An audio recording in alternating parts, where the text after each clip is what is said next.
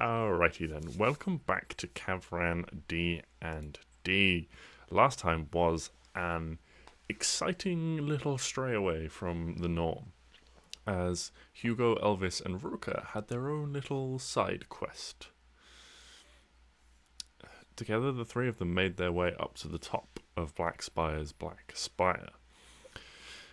The catacombs of tunnels were tricky for the three companions to navigate, spending a particularly long time trying to navigate a tunnel filled with multicolored crystals guarding the entrance to a room. When they made contact with the crystals, they produced random spell effects. Oh yeah. In the midst of the crystals, they found a dead kobold holding part of some kind of cipher. And in the room at the end of the tunnel was a magical lab and living quarters. While they were exploring, they had to hide from a kobold that entered the lab, taking a magical ring and leaving behind a piece of the cipher as well, then using a teleportation circle. The three companions continued to explore. Ruka, scouting ahead, at one point spotted a gem stalker that inhabited the tunnels, climbing over the walls, stalking the caverns. They later encountered a group of kobolds being ambushed by a gem stalker. Helping the kobolds defeat the gem stalker, the party convinced them that they were some sort of guardian of the spire, gaining another piece of the cipher the kobolds had been fighting over. The kobolds allowed the parties to progress to the amethyst dragon cell. They made their way inside after solving a riddle to cross a set of lettered tiles without triggering any of the traps.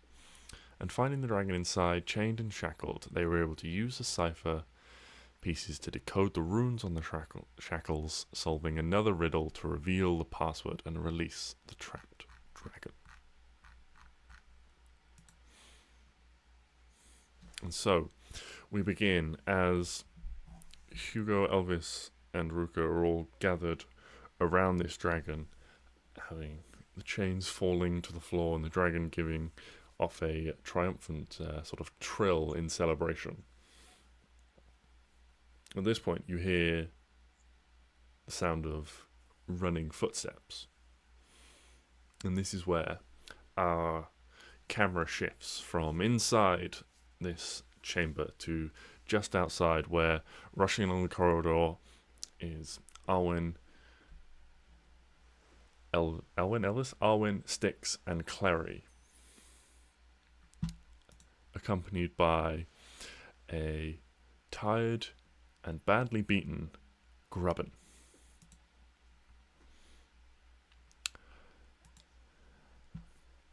You guys have made your way up the tower, tired and bloody, having fought your way through a number of kobolds that guarded the insides. However, news spread quickly through the kobolds, and most fled at sight of the party, leaving only a brave few to stand their ground. In one particular chamber, you found a badly beaten Grubbin who was able to guide you through the tunnels to the amethyst dragon, Namiri. This is where we begin. With all of you coming together with your familiars and companions, being and spotting the amethyst dragon for the first time inside the open cell, surrounded by large piles of gold and various magical items in it scattered about. Art pieces, gemstones, glitter in place as well.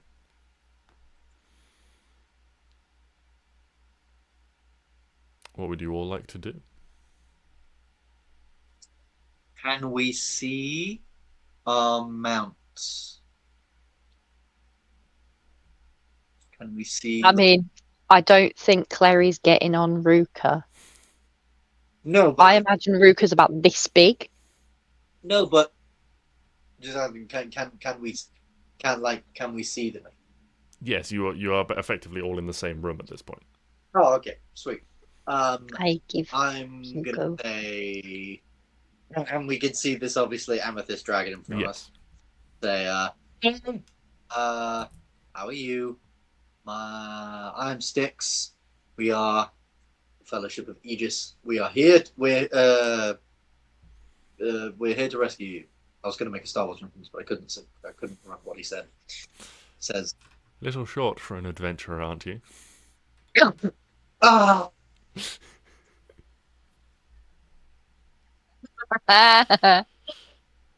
hello, Mrs. Dragon. My name's Luke Skywalker. I'm here to rescue you." No. Yes. Well, I am, but you do what you can. Yeah, we're here to get you out of here, and I think we should probably leave pretty sharpish.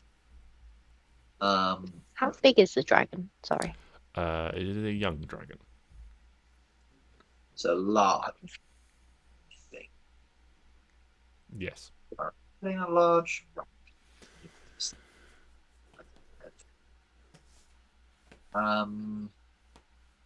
Yeah, I think we should get out of here pretty quickly. And I think we should probably skip town pretty quickly too, because I don't like it here.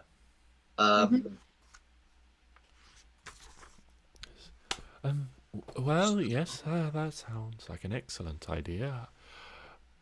I'm not sure if I'll be able to go back to where I lived before, but if you know of somewhere safe, that would be a great help.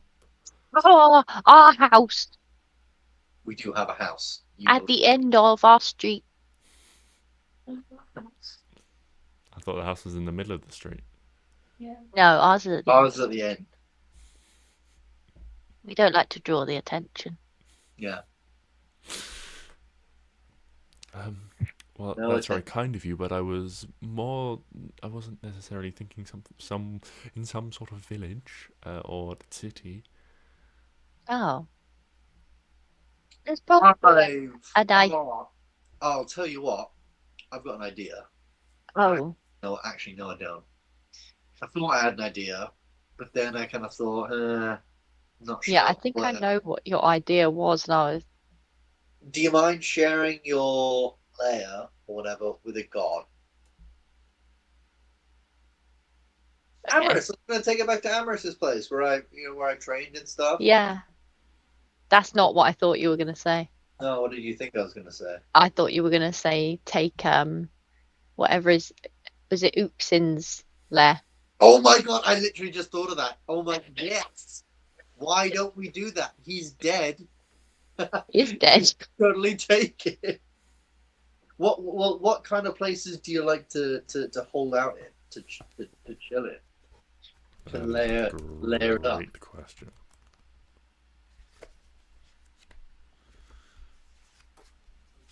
What do amethyst dragons like?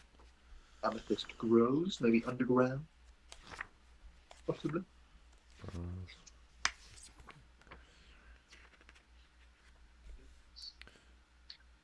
Amethyst dragons prefer lairs near water, ideally mountain lakes where they can take advantage of existing caves and tunnels.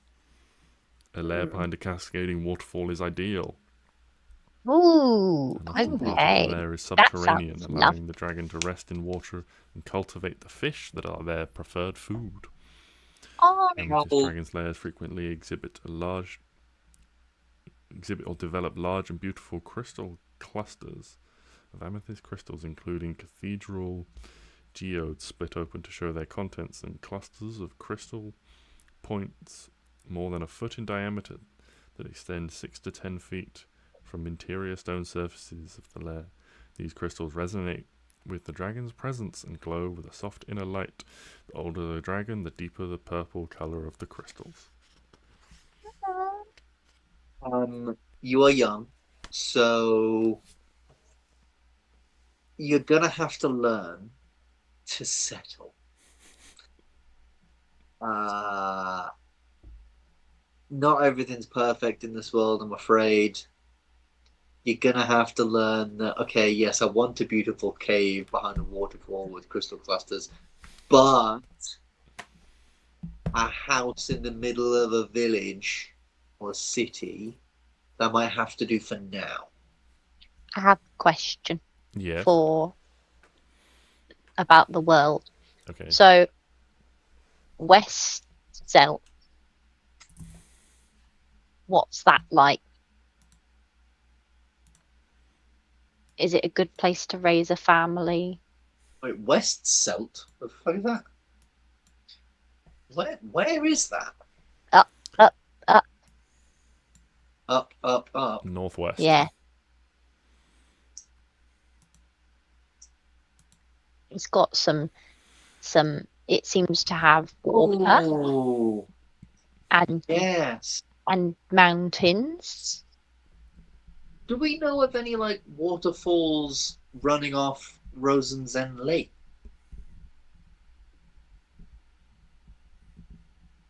Like, do we know of any like places the lake comes to a cliff? And there happens You have not waterfall. explored the lake itself extensively. Anyone got a map that has some nice terrain on it? You know, like I am a wanderer. And wonder. One Is with it my- the like an ordnance survey map. yes, With the lines exactly. that indicate The the nice gradient. green. Yes, exactly, and the different colours. This one means campsite. And this is a youth hostel. Indeed. The only place I can really think of would maybe be somewhere like down here, sort of away from the Black River sort of area, because there's lots of small islands. You could maybe find one of those. Okay. Or Logically, islands up there. we need to go next to Stone Shell Island, correct? I thought it was in the Dwarven Mountains, but sure. I thought Clary's thing was a volcano. Have I You've mixed combined shit up various again? bits and pieces again. Oh, fucking hell. Yeah, I thought it was in the stone, in Dwarven Mountains, near God. Argenheim. Am I wrong? Or I'm just not sure where you're somewhere- getting that from. Just somewhere in the Dwarven Mountains. I believe you said. I'm Was it- not sure what I was referring to lead you to that. Okay. Okay, the forge is in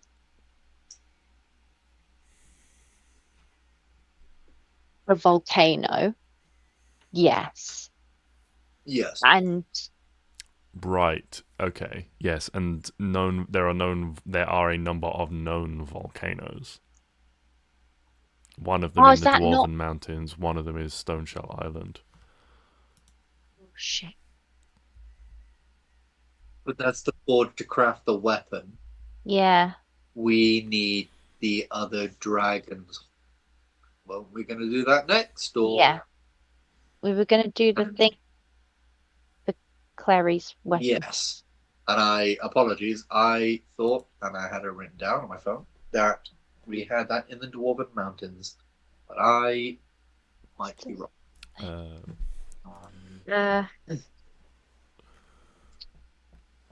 Otherwise, She used to build a temple. Wait. So, yeah, she built a temple somewhere. I mean, does anyone have access to like a spell that could just find us out for us? Like, did druids get like divination as a spell? Just ask. Where it is. Wait, don't you have locate object? Oh wait, that's only in like a specific space, isn't it? Yeah, it's like 1,000 feet. I don't think that's like. even- Well, is it within Right. 1,000 feet of here? I don't think so. 1,000 feet wouldn't get you to the ground from here. Yeah. Speaking of here, where we are, Arwen, do you want to just open your bag of holding and start shoveling gold in? Because, I mean, he's clearly not going to use it. Okay. Just So, saying, this I gold on- actually wrote some stuff down on this. If people want to, the bag of holding has a max weight capacity. If you empty it, it's part of the stipulations of the magical item. If you empty it, you can fit 25k gold in there.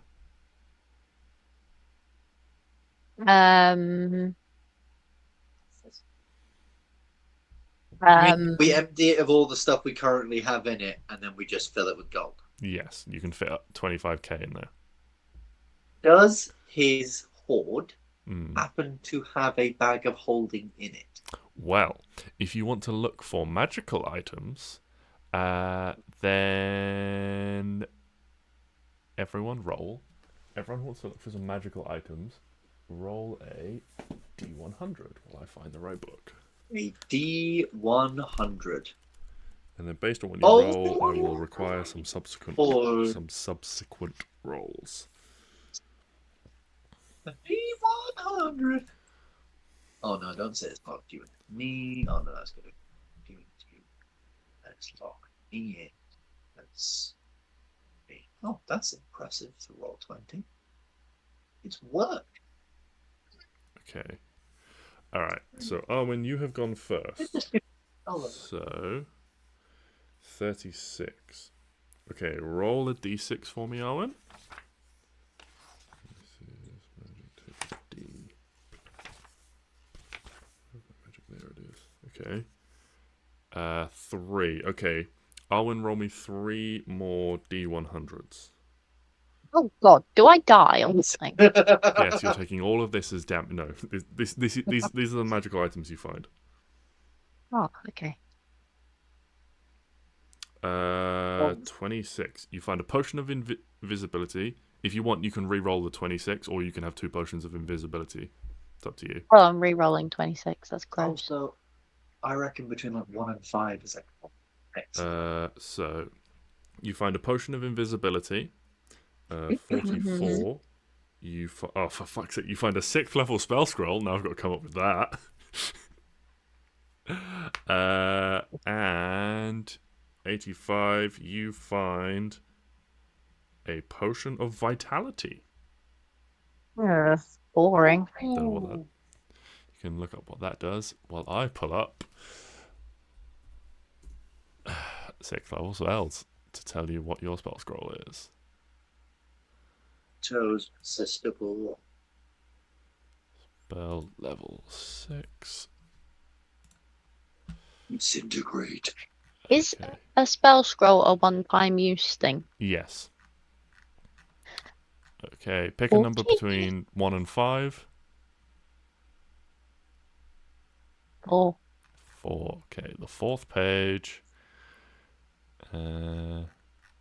And I'm just going to scroll up and down the page, say stop. Stop. You find a scroll of Windwalk, which is actually a druid spell. So you can. It's pretty good though, because I think that means that we all turn into like clouds and we like can fly like miles and It's good miles for traveling per hour. very, very long distances and things like that. Yeah. Or you can sell it. Yeah. Oh, I love selling things. So, up next, we have Stix with a 13. Can you roll a d8 for me? Oh, Lord. What have I got? Oh, wait, no, that was... I rolled that as Klari. I actually don't know if a 1's bad or good. 8! Ah, both ends of the spectrum. Okay, can you roll 8 d100s for me? The fuck? 8 D100s. Oh my god. Okay. 8 D100s. Roll. Okay. 500. So 70. You find. Oh, not as much damage as fucking Geary. Oh, for fuck's sake! Another spell scroll. Great. 1 second. This is 5th level, right? Okay, pick a number between 1 and 6. 3. 3. And then say stop whenever you want. Stop. You find a spell scroll of Holy Weapon. Right, so you find a spell scroll of Holy Weapon. You find an elixir of health. You find too many spell scrolls on these tables. Why are you getting all the spell scrolls? Right, 4th level spell scroll. we're suddenly playing Baldur's Gate. Literally. Pick a number between 1 and 5. Sorry, I'm just writing elixir of health with a mouse. Yeah. Elixir of boom. I'm sorry, pick a number between 1 and what? 5. 2. 2. So second page. And say stop whenever you want. Stop. You find a spell scroll of fabricate. Oh shit. That's cool. 99. You find a periapt of health. A lot of health things. A lot of health things. A periapt of health. I believe that's a really big health option. It's periapt of health. Let's have a quick look because I'm also intrigued. Now I need to learn the alphabet again. A B C D E F P. A B C Periapt D of E health. F You are G. immune to contracting any disease while you wear this pendant. If you are already infected with a disease, the effects of the disease are suppressed while wearing the pendant. Oh, I'm already immune to disease, so I was good at this. Right, next one. 77. You find oil of etherealness. Ooh, that's quite good, I think. You find a quiver of +2 ammunition. 78. You find another oil of etherealness. You can re-roll that if you don't want the duplicate, or you can keep 2 of those. I will re-roll it, but let me just where's the plus on this fucking keyboard? No shit, and then it's you just like equals like 20 times. I thought maybe it would be like a phone and you can like Like a keyboard. +2 quiver. I re-roll a D100. Okay. D100. What? A You potion explode. of superior healing. Potion of superior. Again, a lot of This dungeon place is telling me that I'm a bad healer, and I don't like that. And Feel then attacked. 63. A potion of mind reading. Ooh, that's cool. But that's real. Yeah, I like the potion of mind reading.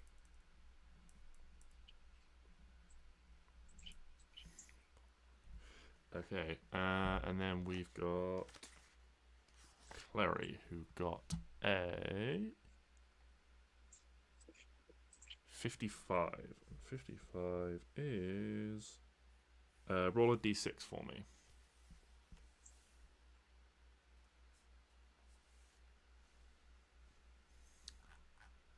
A 5. Okay, roll me 5 d100s. Oh shit, 2 of these are spell scrolls. Oh my lord. Okay, 14. Yeah, I knew it was coming. A lot of spells. Spells rolls.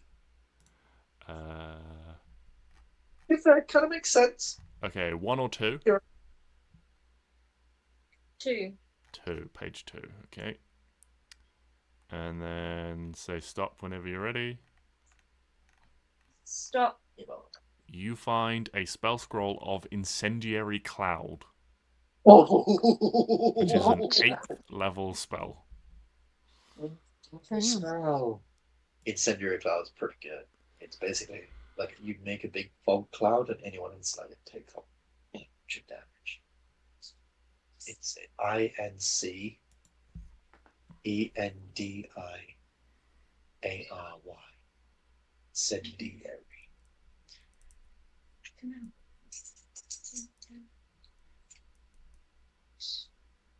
8th level spell.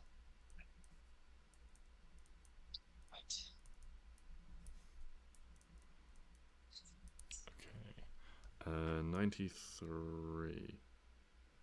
You find Universal Solvent. Universal solvent. Is she going to be getting stains out of our arm? It's basically the only thing that can undo sovereign glow, apart from a wish spell.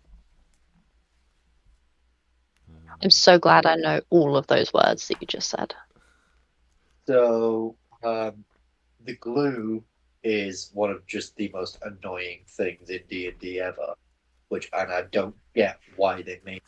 Basically, it's sovereign glue is you stick one thing to another thing, and then those things are stuck, and the only way to get rid of it is either with this universal solvent or with a wish. Otherwise, they are attached forever. So it's just super glue then? Yeah. In Critical Role, they made one of their, like, sort of minor baddies hold, like, a briefcase or a book.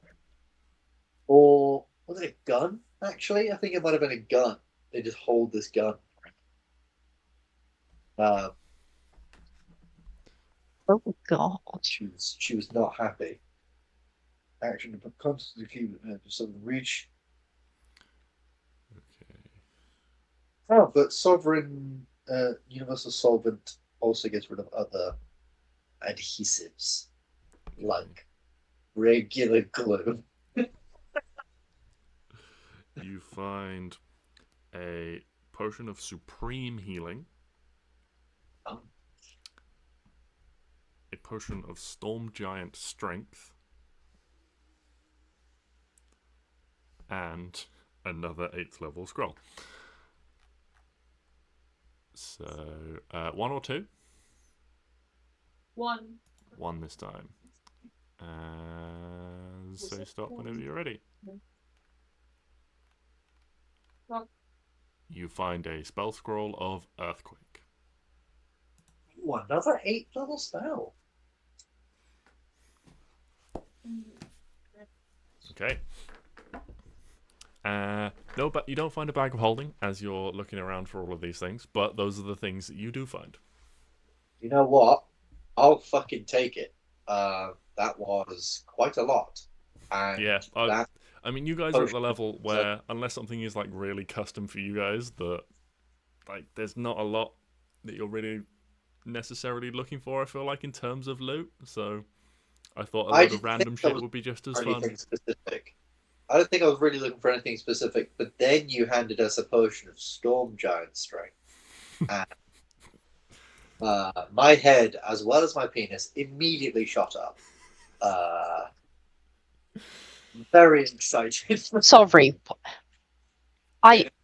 Kidding. I'm so glad we can only see you from the waist up. Strength. Gives me. Or gives you plus 10 strength. Well, how would you like to do a trade? I have a necklace that makes you immune to disease. Pretty good. Do you have to leave? Oh my God. Honestly. Plus 2 quiver of arrows. I actually feel that's probably better with Arwen. But here you go, Arwen. Just throw a quiver of arrows at you. Why the hell would I want a quiver of arrows? The entire group just stares at a bow like. I have a bow that doesn't need to be loaded.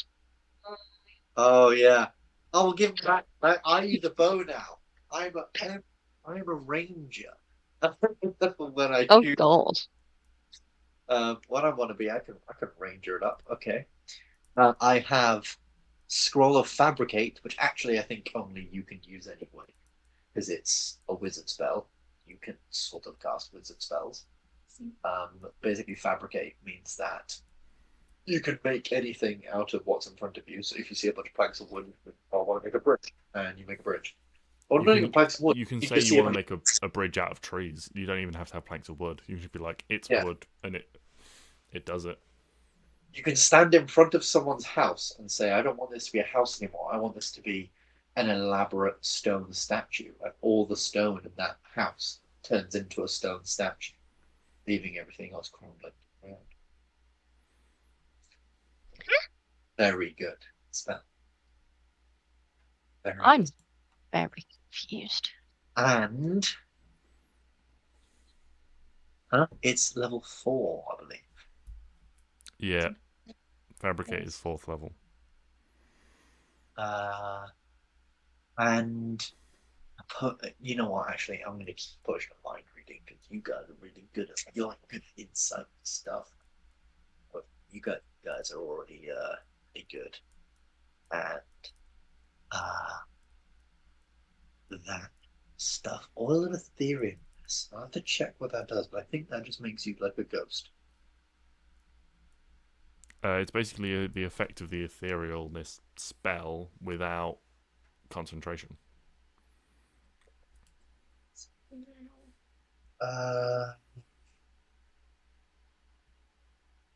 1 hour as well. Fuck me. Although the etherealness spell lasts 8 hours. The ethereal plane. Oh no! I don't want to go back to the ethereal plane. Fuck that. Why? Because when we were there, everything was awful. You guys travel Yeah, to the it literally deep says. ethereal. Uh, There are 2 levels to the ethereal plane. There's the one that just like overlaps the material plane, and so you can slip into that and you view everything in the material plane. And then there's the deep ethereal, which is a whole separate plane of existence. I see. Move in any direction, move up or down. Every foot of movement costs an extra foot. You see and hear the plane original. Can Hugo find anything? Yes, if he wants. We'll do the same again for Hugo. Roll a d100. Yeah. Would you swap that to parry out of help? And then He finds 41 items. No, unfortunately not. Am I on the right page? I'm on the wrong page. That's why. You're getting 41. Roll a d6. Oh, and a scroll of fabric. Seems about right. My boy. Okay, roll 1 d100. Yeah. 29. Another potion of invisibility. You can re-roll that if you want. Please. Arwen's opened a chest of these things and just smashing them. You find I don't want this. horseshoes of Zephyr. Oh yes, he's got these in his mouth and he's proud of himself. What are the horseshoes of Zephyr? Well, I will tell you in just a moment. Holy Avenger, Horn of Valhalla, Horseshoes of Speed, Horseshoes of Zephyr. Here we go. These iron horseshoes come in a set of 4. While all four shoes are affixed to a horse, affixed to the hooves of a horse or similar creature, they allow the creature to move normally while floating 4 inches above the ground. This effect means a creature can cross or stand above non-solid or unstable surfaces such as water, lava, and so forth. The creature leaves no tracks and ignores difficult terrain. In addition, the creature can move at normal speed for up to 12 hours a day without suffering exhaustion from a forced march. We can put these on 6.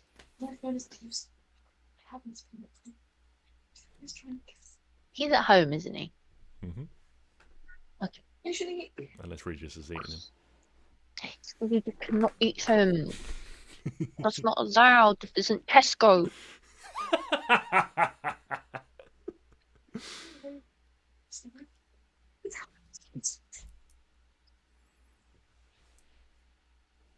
So you got some fancy horseshoes. Sorry, Chantel's complaining. Oh, right. My friend's been slaying. Yeah. You're doing some trading. Yes, we've also been doing some trading. I've given her. So she now has the Periapt of Health, the Scroll of Fabricate, and the Oil of Etherealness. And I now have Potion of Storm Giant Strength, JJ. A Potion of Storm Giant. Yeah. That one's going to come back and bite me in the ass. And the Scroll of Holy Weapon, JJ. The Scroll of Holy Weapon. You still have to cast it. It's still uses your concentration. I can still beat you unconscious and make you lose concentration. Yeah, but then once you do that, you know what I'm going to do, JJ? Spring back up again? Spring back up again and cast Holy Weapon. No. It's going to be like Hulk and Iron Man. Go to sleep, go to sleep, go to sleep, go to sleep, go to sleep, go to sleep. You will cry. I will. Because the difference is we're not fighting a storm giant, are we? Therefore, I might be stronger then. That is true. Very, very happy, JJ. Thank you. You're welcome. How much gold can you fit in a small bag? In a small, I mean, define small bag. Little adventurer sack. Oh my god, yeah! No, I'm just saying distracted. A miniature chest. A shrink. Yes. The miniature chest can fit 10k in it. Shove it in! This empties. Shove it in! Get it in. How was it that had? Did someone have like a smaller? But no, I'm picking it up. I can't remember. Was it? Is it in this campaign? Did someone have another bag of holding, like a smaller one?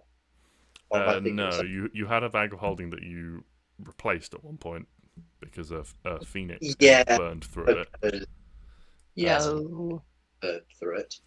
And there is the Heward's Handy Haversack, which is similar to a bag of holding, except it's got lots of like pouches on it, and so all the pouches are like small bags of holding. So you can't get as much in it, and you can't get items that are as big in it. Right. Do we have one of those? Does one of us have No, one? not as No. far as I'm aware. Okay, I was gonna say. Okay, so we've got 10k plus however much we can just grab ourselves. How much do you think like we could just ourselves? I mean, normally I wouldn't worry about like the weight of gold, but for this I'm gonna slightly worry about the weight of gold. That is fair. With Yeah. massive. What is currently in your bag of holding, Arwen? Hem. 2 regular healing potions, 4 greater healing potions, 1 superior healing potion, 140 grams of residium, potion of flying, 750 gold pieces of silver blob. Okay. Vial of basilisk blood, 4 chunks of crystal, reanimate ring, 100 gold pieces of diamonds, dragon hide, magic mirror of dragonborns, medallion of Rose Prince army, emerald, dragon scale, hair maker, many eye color changes, and a makeup kit. So I'll say you can fit probably another 10k's worth of weight in that of gold. Perfect. In that. But then I that is put full. You can't 10K. get anything else in that. It's fine. How much can how much can Hugo fit in his little pansies and put in his little bag that he picked up? Oh, his little bag that he picked up. Yeah, Oh, that he dumped out all the sand from. yeah. Okay. Yeah. Yeah. In that. What's Hugo's strength score? Oh, he's a big strong boy. I never thought I'd have to worry about strength. And Plus carrying. 3. +3. Alright, what's the equation for carrying capacity? See under lifting and carrying. Why don't you just tell me the page? It would take less text to print the page number than say see under lifting and carrying. Lifting and carrying. Lifting and carrying. Okay. Right arm, right domain. Lifting and carrying, 176.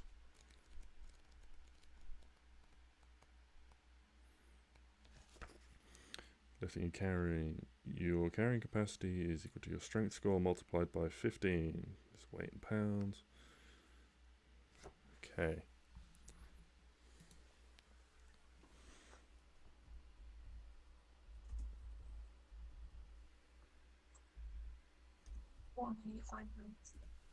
Okay, what is Hugo's exact strength score? Yeah. Ornate wind sword is your flattened sword. Arwen? 16. 16. Okay. Because So 16 times 15 is maths I can't do off the top of my head. It's like No, 200 Saf. something. 15 times 16 is 240. Oh. So let's just. Smoky vial of liquid, thick oily liquid. I think they were potions used. Oh no. What? It's, it's just a lot more than. I mean, he won't take all of what he can carry. Because he wants to be able to walk at a normal pace. If he wanted to, he could carry about 10k's worth of gold. Based on his I don't strength think score. that's not going to fit in a little bag. Yeah, that's quite a lot. So, let's say 2.5. 2,500. Yeah. Oh shit, that's a lot. Oh, my baby's a bit rich. He's got to start a hoard somehow. Exactly. I'm trying to make his little hoard. He's going to dig a little hole in the garden.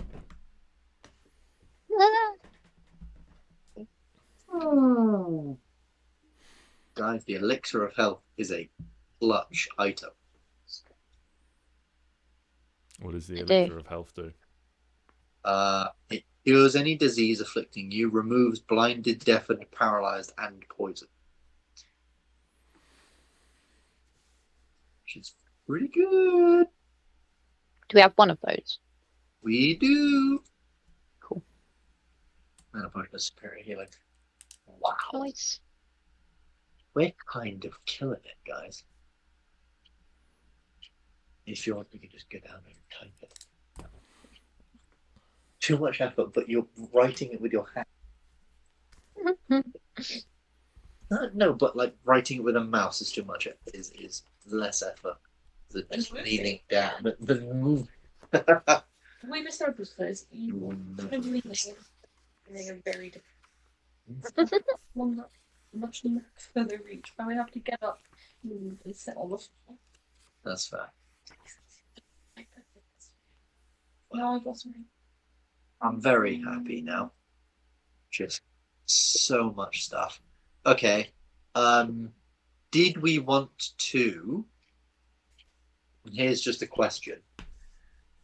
Obviously, now we have lots and lots of things. Did we want to head straight for the next thing? Or did we want to go sell some stuff, maybe buy some more useful stuff, and then head out on our next quest? Yeah, I mean, we can really quickly go home. Yeah, that's what I was thinking, because obviously you could just bippity boppity boop us through a tree. Yeah, exactly. Hold on a minute. You're going to say no, and I understand why you're going to say no, and I fully agree, but I was just thinking, obviously, in the previous stat block of Elvis you had from the last session, he could turn into a plant. Yes. Could Arwen teleport through Elvis as a plant? No, you need a structure, like a physical tree big enough to accommodate a person. I forgot about that. Yeah, you need a tree actually get big enough. I think I'll tell you what it is that the D&D podcast I listen to do not abide by the rules whatsoever. So when one person did that, I think there was literally I think he said, oh yeah, just do it to like a birch tree and it just splits apart and then just set through it, whatever. Right, then let's get the heckin' frick out of here if everyone's done, and let's go home. Come, dragon. We'll find you some. Yes. Yes, we are just heading back to our home right now, but we will find you a proper home. But we do also have maybe a small favor to ask of you. But yes, we yes, I would be happy to help. we You do have freed me have. from this awful place, and I still require some help getting this. Like lifts a claw and like taps the. She's got like the one half. She's got like the necklace that you gave her like on one claw, and then like the half that is still affixed around her neck. So she can essentially go anywhere, but she still wants to get it off. Yeah, just I still require some help to remove this. No worries. Right. Yeah. Let's get out of here, and let's just all agree we never come back to this town ever again. Robin can come with us if you want. Robin, you can come with us too if you'd like. Now that this whole business is over, you probably don't want to stick around. You know, being side. Yeah, I mean, you guys had a proper chance to like catch up with him, basically to fill you in as players. He, after he ran away from that fight, he laid low for a bit, but was tracked down and caught, and was basically the only reason he was alive was because they were looking for information on you guys that they were hoping he could provide. But in the trip up the inside of the Blackspire, he would have told you about his, the way he has come to, more about how he disliked the way things were going with Syrax, and how he felt bad for Namiri, and stuff like that, and had been looking for more, a way to free her and stuff like that. So they were like, see. I mean, yeah, I'd love to come with you guys. I was looking for a way to. Well, thanks to you, Namir is now free, so would like to, if you'll have me, milady, serve you. Aww. Well, I've not. Yes. Well, you'd be very welcome to come along. You were kind to me, Grubbin, and used to look the other way from time to time. And yes, it would be lovely to have your company. You. Friends. If there's nothing else you'd like to do in the remnants of the spire, then you are free to exit at your leisure. Grubbin can lead you out. You can all comfortably fly up, exit through the top of the spire, out into the fresh air. It is getting on in terms of the time of day. The sky is now a sort of sunburnt orange, reflecting off the underside of the clouds and things, as you all swoop down and make your way down towards the ground. It doesn't take you long before you find a tree of suitable size, maybe a bit longer as you do have to accommodate a large creature. But you find something relatively quickly, and Arwen, you are able to cast your spell. The bark pulls back, almost like a curtain of bark, or like opening a door, and you quickly all step through it one after another, just disappearing. Before Arwen steps through, and you all find yourselves back in your garden, back in Rosenzen. Hey, is our house still here? Yes, your house is still there. It sounds like you're going to say but. But no. No, your house is still there. Yeah. Awesome. Still standing. Yeah. As you all reappear back in the garden, you can see it's a little, it's a little bit more grown and wild in the few days since you left. And as you're all standing there is a sudden bang as the back door bursts open, and Matilda appears, and she's rolling up her sleeves and begins to conjure a spell in her hands, and she's like, "Oh, it's you lot. That's her." Hi. Hi. Yes. Yes. Hello. And then she's sort of takes you all in there and then looks up. She's like, "There's more of you." Yeah. Yeah, we've made friends. Well, that's good. Better than making enemies. We are tofu. now.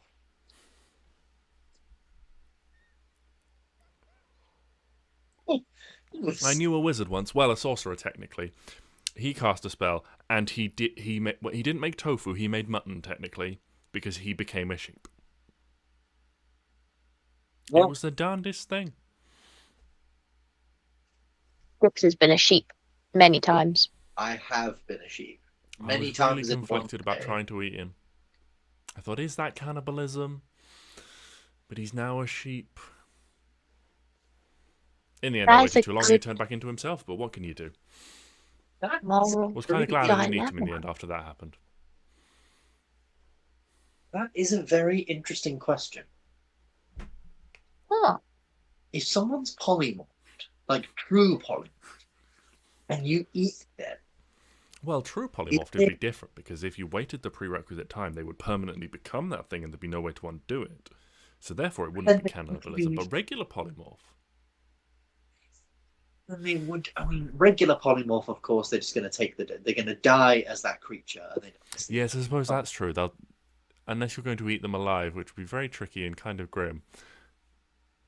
Yes. Yes, they would. I suppose yes, it would technically be cannibalism because they'd have to turn back into themselves. This is welcome back. This is hello. Nice to see you. It's nice to see you all as well. Indeed. Isn't wonderful. We are back from our many adventures. I was going to say something. I've completely forgotten what it is. I say this every time we come back here, but what is that shop's name where we go all the time? What the magic shop?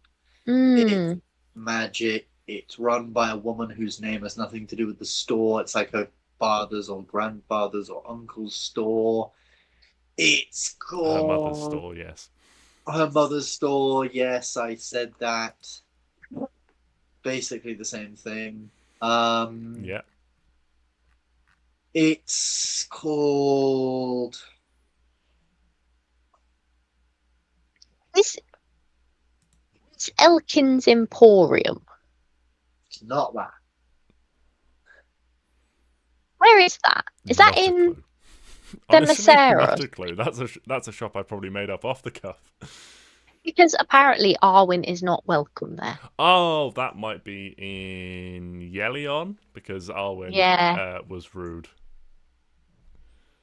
Yeah. Yeah, possibly. Or Ithamel. No, it wasn't Ithamel.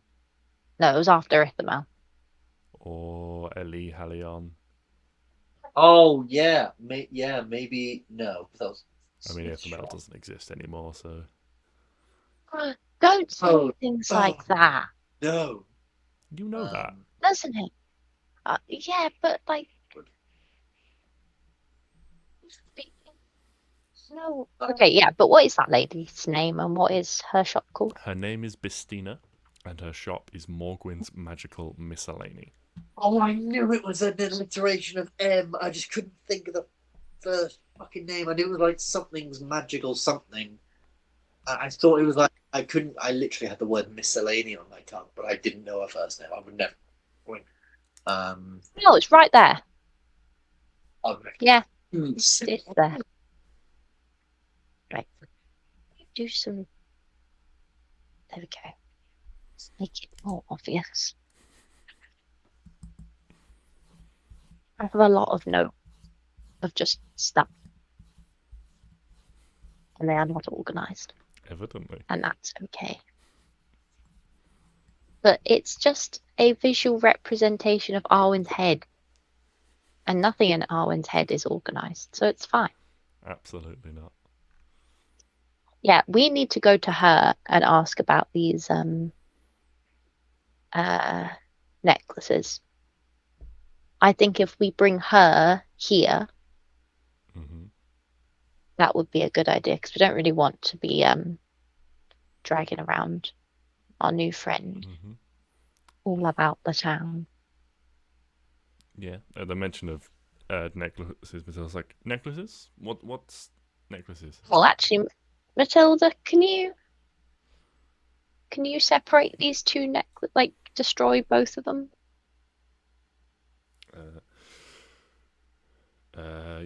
I mean, probably. I can do a lot of things, maybe. Well, what do you know about them? Let's start with that. Let's start with the basis of fact and then work on a theory from there. They link together. They link together, okay. Anything else? If one of them goes away, someone can't move. Right. Okay. Something like that. Okay. Yeah, she like reaches into her pocket and pulls out like a little pearl, holds it up and casts a spell. It's like, oh yes, I see now. Well, this may be tricky. Yes, this will be tricky actually. It's very well made, but I wonder. Yes. Well, why don't you leave that one with me? Regis can fill you in on what we've accomplished while you've been away, and I will work on this one with the delightful. Namiri looks down. My name is Namiri. It's like, yes, perfect. Well, I'm sure we will be fast friends by the end of this. Yes, I will need to get a little hands-on. And she just sort of starts getting distracted, like reaching up and sort of trying to turn the band on Namiri's neck around to sort of read it, but it doesn't really turn, so she just like hoists herself like onto her back. It's like, and Namiri's like, oh well, yes, do carry on. And Matilda's like, yes, go see Regis, he'll fill you in on everything. I will get cracking on this little puzzle. She's like rubbing her hands together like an excited safecracker. Lovely. So fun. Yeah, you can all make your way inside. Standing sort of like just like in the shadow, like just out of where the light is coming in through the back door, there is Regis with his usual sort of pale complexion. Just got his hands sort of clasped neatly in front of him, waiting. He's like, well, this is quite the turnout. I see you have brought a friend back. I have not seen an amethyst dragon for quite some time. What do you mean? Oh, they are quite rare normally. Why? They just don't seem to be as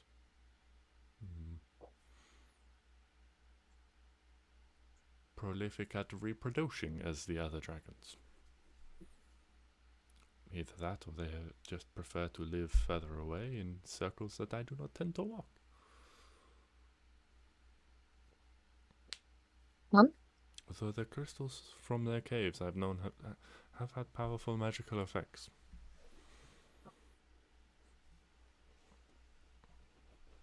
So definitely don't eat her then. Indeed. Well, please, follow me.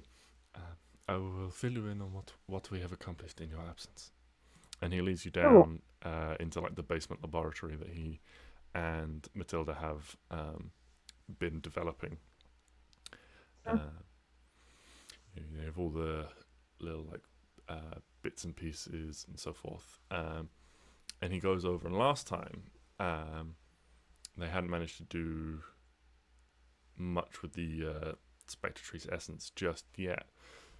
But this time he goes over and he takes the silver canister that they initially gave you, this essence flask.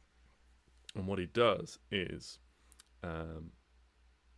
he takes like a small, like clear, like glass beaker out, and he takes unscrews the top, and he begins to tip it. And when it pours out into the beaker, whereas before it had been magically drawn in this sort of like swirling, colourful gas, like vapor, whereas now what tumbles out is almost like this iridescent sand. It's like, through meticulous testing and trials and many precautions to make sure we do not waste anything, we have managed to distill the essence down into a physical particulate that can be crafted into a weapon. Once you find a forge, or you can, if you want to risk, you can take this with you, and this can then be added to the molten metal that will make the blade. Okay. And give it the properties that require. But you must be very careful. The forge required must be magically powerful enough. This is still volatile, and he takes like a pinch of it, like almost like just like a tiny amount of grains, and like squeezes it between his, like holds it between his fingers, and almost like a candle, and like brings his other finger across as like it ignites with some magic, like a candle-sized flame. And when it comes into contact, there's like a burst and a flash, and like a spark of light. As you can see, it is small magic, and is rapidly makes it unstable. But so you will need something powerfully magical to contain the energies during the forging process. Otherwise, it is likely to destroy both the forge and the blade in its entirety, as well as the essence. Okay. Don't go throwing this in any old blacksmith's furnace, basically, is what I'm saying. Do you know of a specific place to go? I believe Matilda has done a little bit more research on that. Perfect. Thank you very much. I will bother her in a bit. Mm-hmm. Yes. We have also begun working on the goggles that you need. Fortunately, working with a physical substance like an eyeball, and you managed to procure some excellent specimens, I must say. You should be congratulated on that.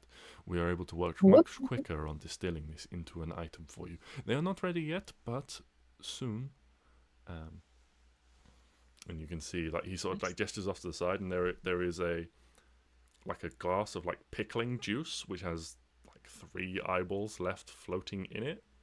And then like next to it, there is like a little glass, another like glass vial, which has some like similarly coloured like powder and stuff in it. That you can see some of that has been like, there are like bits of glass that have been cut to like make lenses and stuff like that, and all sorts of magical progress going on. But you can either take the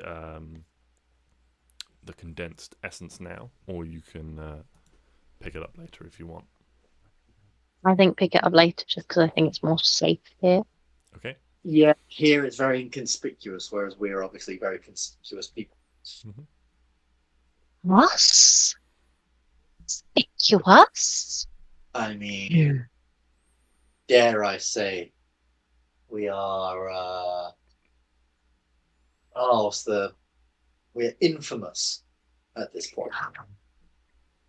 No, not us. Certainly in certain circles. Indeed. So I think, yes, it's a good idea. We leave it here lest we die and need bringing back from death and have to come all the way back here and grab it. Just hunt it down and someone steals from us, because that can also happen. Yeah. Okay. So we'll talk to Matilda about the forge. Mm-hmm. Was there anything else that he needed to update us on? That was everything from Regis. Okay, cool.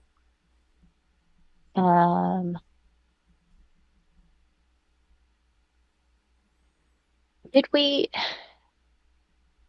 remember in our heads what where it was we needed to go for Clary's thing? Or did we not actually know?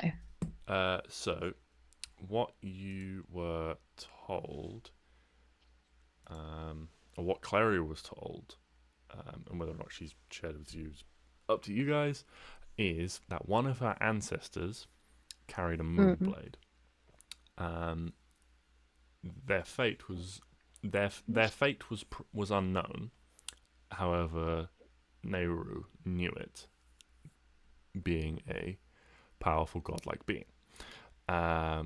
They fell in service of Nehru, aiding the elves in fighting the dragon known as the Great Protector, which you know is the dragon that used to guard the Olmassarin forest, but was corrupted by a group of cultists from the Cult of the Dragon, becoming an undead dragon who then had to be killed.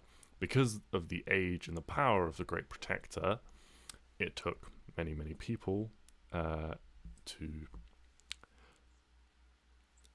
participate and be victorious over the dragon, and one of them was this ancestor of Clary's.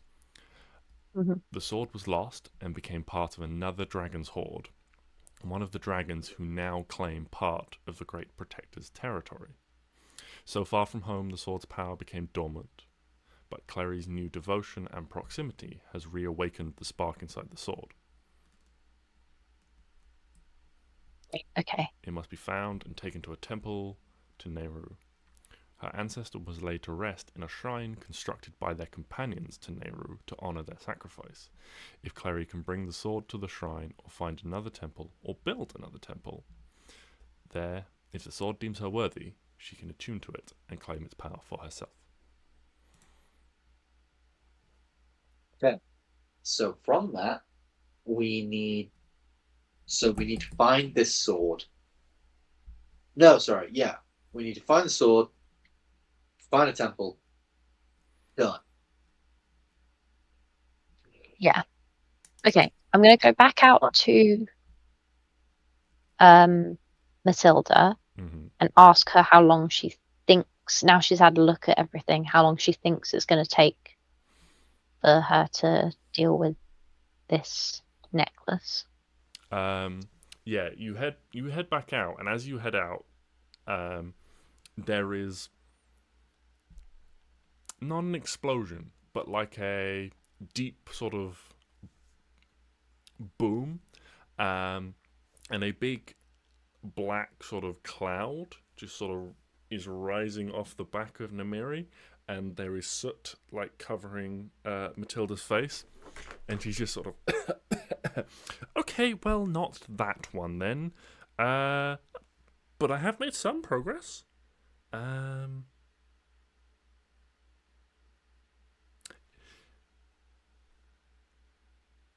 Yes, progress. Let's call it that. And then she spots you. It's like, hello. Yes, it's progressing. How quickly, in percentages, how far through are you? More than 1, less than 100. This was one of those like games on your phone. There's a crafting games on your phone, and we came to you. How long would it say that we have left until? Well, you know when you have like spotty Wi-Fi and you first start downloading, it's like 4 hours, 7 minutes, 6 hours, 32 minutes. It's one of those. One of those things, right? Okay, that's.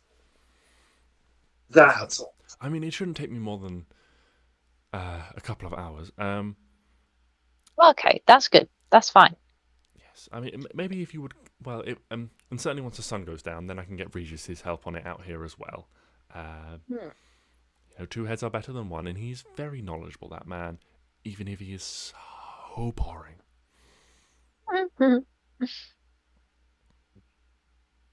I thought I made him smile the other day, but I wasn't sure. It could have been a trick of the light. Maybe he was just hungry. I was about to say sometimes when he's hungry. Yeah, I feel like that would probably. Yeah. Okay. If you guys have Should we anything go you want to into attend to, you've probably got. There's a little bit of time left in the end of the day before like shops and businesses close and stuff like that. If you want to go and sell stuff, otherwise you can just, we can just say you'll take a long rest and do it in the morning.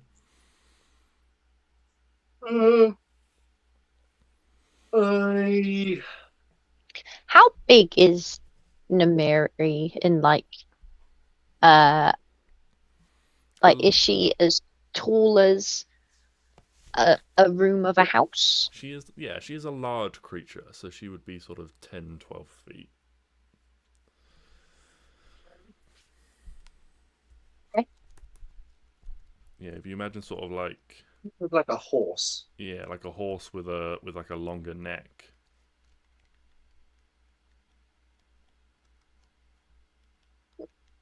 Horse pretty big. Fair enough. Okay.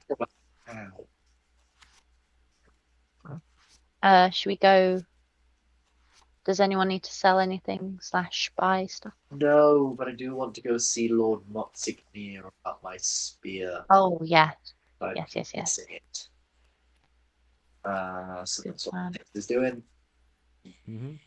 Runs over there. Yeah, you head over to the familiar mansion with its, familiar like dragons over the gateway and like dragon head knocker and stuff like that. Knock on the door. You are allowed. You're allowed in. Welcomed in by a butler and that sort of thing. In reasonably short order, Lord Motsignir is brought out to see you. He is, unlike previous times where he looks like he's just come from the forge, and he's he is dressed in his sort of resplendent finery. His wife also comes out with him. He's like, well, I was wondering when you'd be back. Hello. I was sort of hoping, in the nicest possible way, you wouldn't return, and this fine piece would be mine. But sadly, that's not the case. I don't think. I mean, I get what you're saying, but for future reference, I don't think you can just put in the nicest possible way and then say something really harsh. Get away with it. You, in the nicest possible way, you hoped I died. But I just hoped you wouldn't come to claim this back. Oh, I see. Maybe you'd find someone else you prefer, because this is a piece of history. This is, and the way it's all cleaned up, it's mighty fine. Well, it's only a piece of history because you have made it so, sir. Have you completed the upgrades? People upgrades? Yes, that is all complete for you now. And he'll hand it over to you. And when you go to like take it from him, there is like a brief moment where he just doesn't quite let go of it, and you're both holding it at the same time, and then he just opens his hands. That poor man. Nice. Take it back. Give it a spin. Give it a twirl. Yeah, it feels it feels both heavier, but also faster in your hands. Like it just moves more smoothly. I've sent you what it does, so you can have a look at that. I've sent you the full first, second, and third forms, just so you can. But it is now upgraded to its third form. It's a +3. Yes, spell. It's 3. Got plus. Yeah, 13 to hit. something like that. While Stix is doing that, is anyone doing anything else?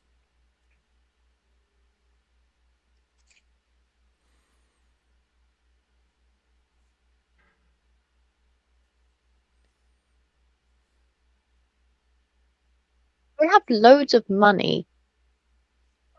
Mm-hmm. I just wanted to tell everyone.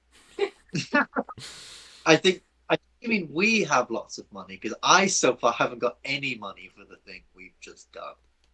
And I feel like me getting battered into the ground should at least count for something. Are we not? Fine. Are we not splitting any of the funds? Wind war, control wind.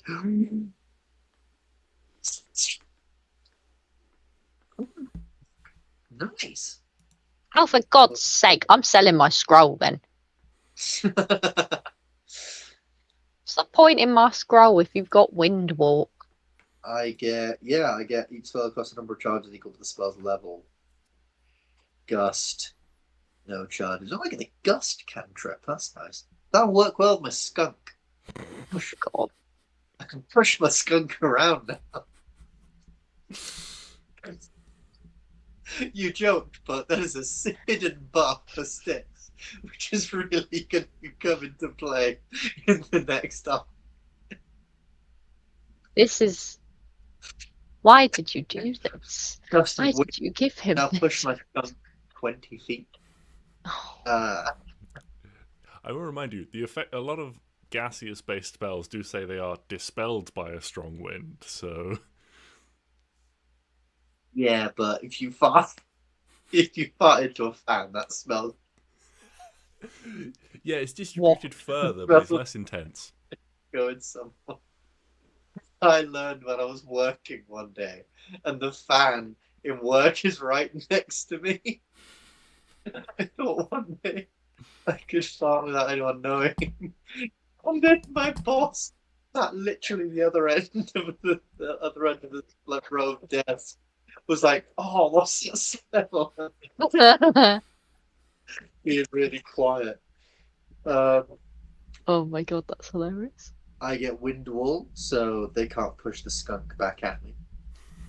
Or wind, I can more accurately push around the skunk. Steel wind strike, I can be an absolute boss. And wind walk, we can all merge with the skunk and become wonderful. I don't want to be with the skunk. Everyone make sure you stand downwind of Stix.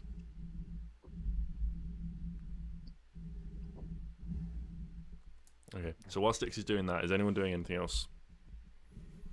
You selling anything? What do you get? You got incendiary cloud, universal solvent. Don't. I thought that I read that as surprise healing. Surprise!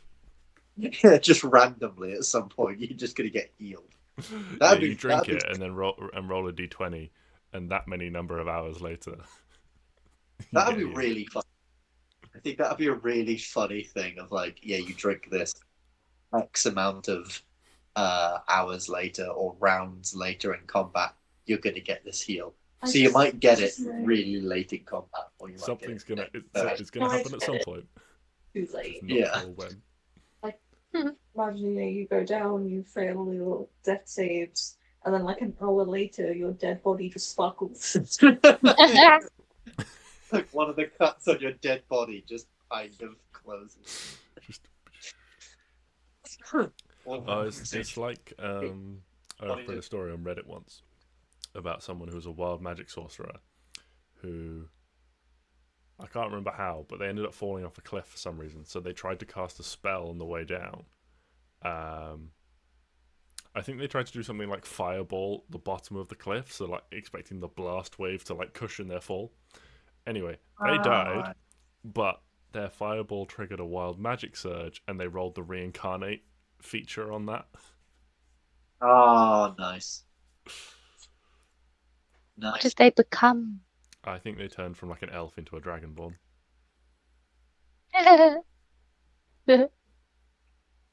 Proficiency, wisdom save. I don't think I've got anything to actually do. Okay. Well, if no one's got anything to Unless do, then we'll cut back to the house. I walk past the shop and I go, oh my god, that looks cool. Please tell me what is in the windows of all the shops as I walk past. The windows of Yeah. all the shops. Do you think we would be able to? Because obviously now we've got quite a bit of money. Do you think we'd be able to sort of retroactively, maybe during the week, oh, I look for, like, does this thing exist in the city? Yes. Kind of. Yes, you can Perfect. certainly, Yeah. if you think of I might stuff, do that. you know, between sessions, we can certainly say you spend some time looking for that and retroactively get those things. Because I do have some ideas, but I don't have. I don't know if that would equate into a magic item that exists. I want to look through the magic items. Fill in some of Stix's world. Oh, one thing I was gonna say was, is there like a magic bow I could find? A So magic obviously I bow? have- Yeah. Yeah, You even what? like a basic +1 bow. You gave me a bow, but it's not a magic one. It is magical. I think on your sheet it's got a magic bonus. Oh, really? Oh, am I just that bad with it that it still fails? Longbow. Oh, that's Magic bonus 1. oh yes, it does have a magic bonus. I was gonna say. Oh, okay. So the answer is yes. Thank you. Never mind then. I Welcome. I Didn't know don't you do were- anything. I am going to put my heavy crossbow in my room and just say, "You've served me well, but right now I'm going with a different model, Mm-hmm. different version of exactly what." Okay. Well, in that case, as you are walking back through the streets, passing many fine shops full of evening wear, you know, general bits and pieces like a hardware store with ladders and buckets. There is a fine baker who is trying to hawk off the last of the day's wares, and so for just a simple copper piece, you all manage to get some, you know, donuts and things that would have gone stale and not been possible to sell the following day. They are still lovely. Was there a bag of sausage rolls as well? There was indeed, yes. Excellent. They are But mine. yes, as you are making your way back through the streets, you hear this. The only way to describe it is like a mellifluous roar, rather than a roar of some creature, sort of fury or rage. This is, you can tell there is jubilation here, and as you're Oh. making your way back home, you spot shooting up into the air, almost like a reverse comet, this purple streak before they unfurl their wings and swoop around in a large loop. This causes some alarm in the people around you, who look up and like, "Dragon? That's a dragon! What's a dragon doing here? Is everything all right?" And That's sort of fine. that sort of thing. But Namiri spends some time swooping through the sky, spotting you from the air and following you for a brief bit as you make your way home. And as you arrive home, they come in to land in the garden. As you enter through the door, you hear the soft sort of thump of their heavy form landing in the garden. Oh. Adorable. Yeah.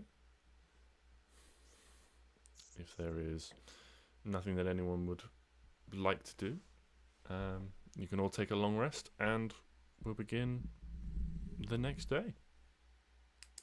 A long rest. Yeah, no, there's nothing I really want to do, so... So, during the night, Oh no. two of you sleep soundly and undisturbed. However, Arwen, your dreams are pleasant as you dream about pleasant times with Hugo and dungeon delving and looking for a place in the mountain. You find yourself soaring along beside him, spotting a likely looking cave, and a much larger Hugo swoops down. And inside, floating in that cave, is your bow. Which is odd, because you could have sworn you just had it a moment beforehand. And it floats in the air over a pedestal. You step forwards, somewhat tentatively now, and as you grasp hold of the bow and pull it from the pedestal once again, the scene around you shifts. And rather than standing in a cave, you find yourself floating in the air. Ahead of you is this beautiful, ornate palace that you remember seeing before. Floating on a giant rock in the sky again. And once again, unfurling from this palace, rising into the air, is a unique ruby dragon with a long, sinuous body with deep ruby red scales soars through the air, pausing in front of you. Friend. Sardior greets you with what looks, as best you can tell, a draconic smile. Says, "It took longer than I thought, but you took up the call in the end. That is fine. What I know of your erratic nature. I did wonder if you'd rush straight away. But you took your time, and no one is the worse off for it, as far as I can tell. So that is good.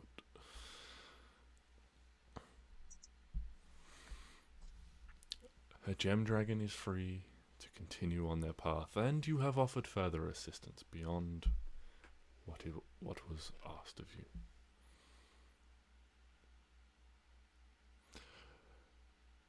You have proven, you and your companions, to be of great merit to dragonkind, and you have shown good heart.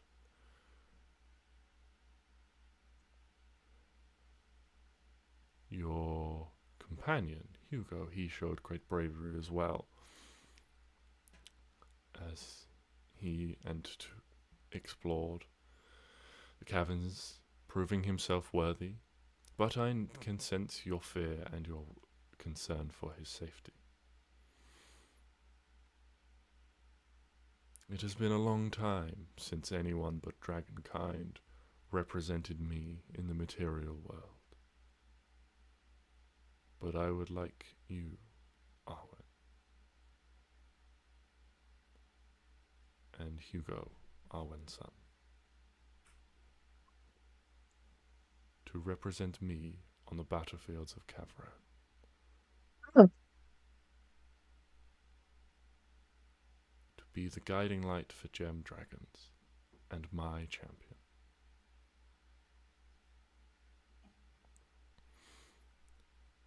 I will also grant you, Hugo, a blessing. While it is my preferred practice that my sons and daughters find their own way to their own echoes, the challenges facing you are great, and I will give you this gift. One of your echoes, one of your many echoes from the worlds out there, taken too soon, fallen heroically, but young. I will grant you the ability to channel his power and his strength for a time.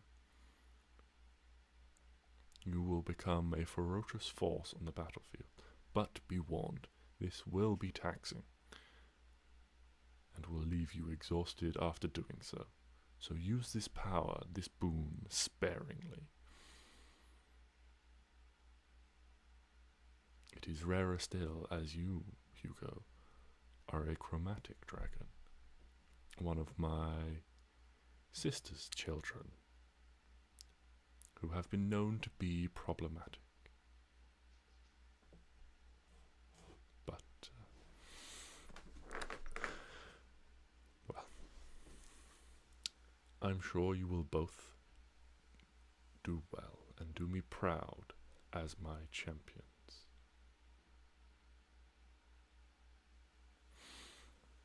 I will. And with that, the dream slowly dissolves, and you have a sensation of not falling, but drifting downwards. Although you can tell as the ground rushes up to meet you that your mind is moving at colossal speed, the sensation is slow, like a controlled descent.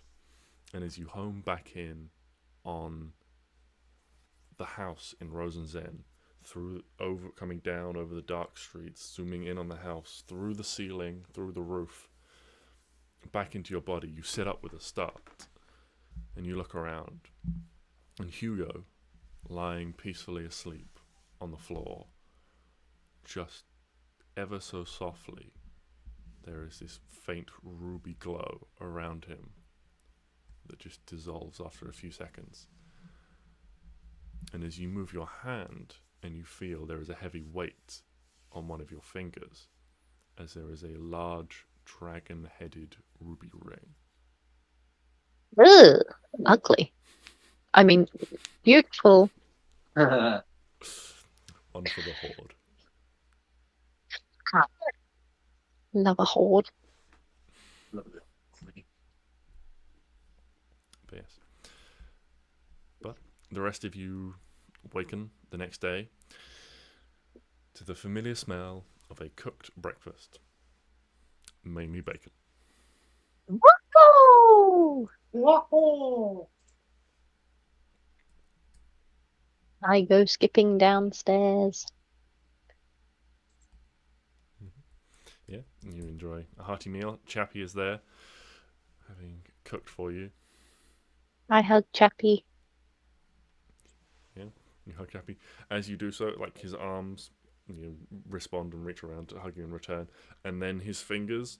There is a slight sort of like whirring noise as like the wire in his arms and like hands and a bit of his body just sort of extends and it wraps around you like a couple of times before it all sort of like draws back, and he's like, this is...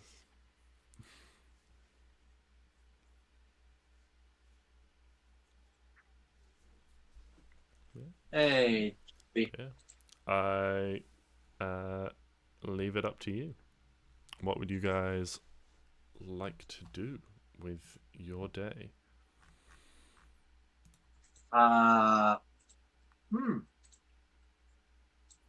So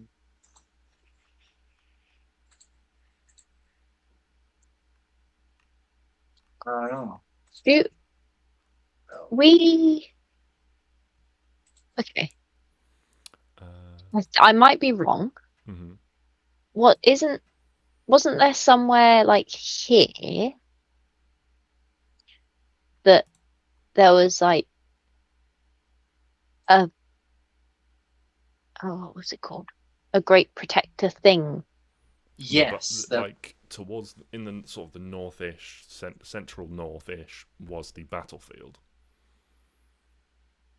Do we start there?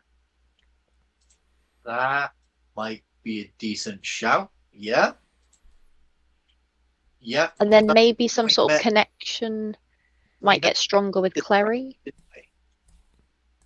Sorry? We were walking through that area and a massive amethyst dragon came down and basically told us what stuff, didn't they? That wasn't up there, that was elsewhere. Oh. But yes, there was an amethyst Well, dragon. yes, You guys haven't been like this far north in the forest. You've mainly kept towards this sort of like southern edge when you've been traveling through.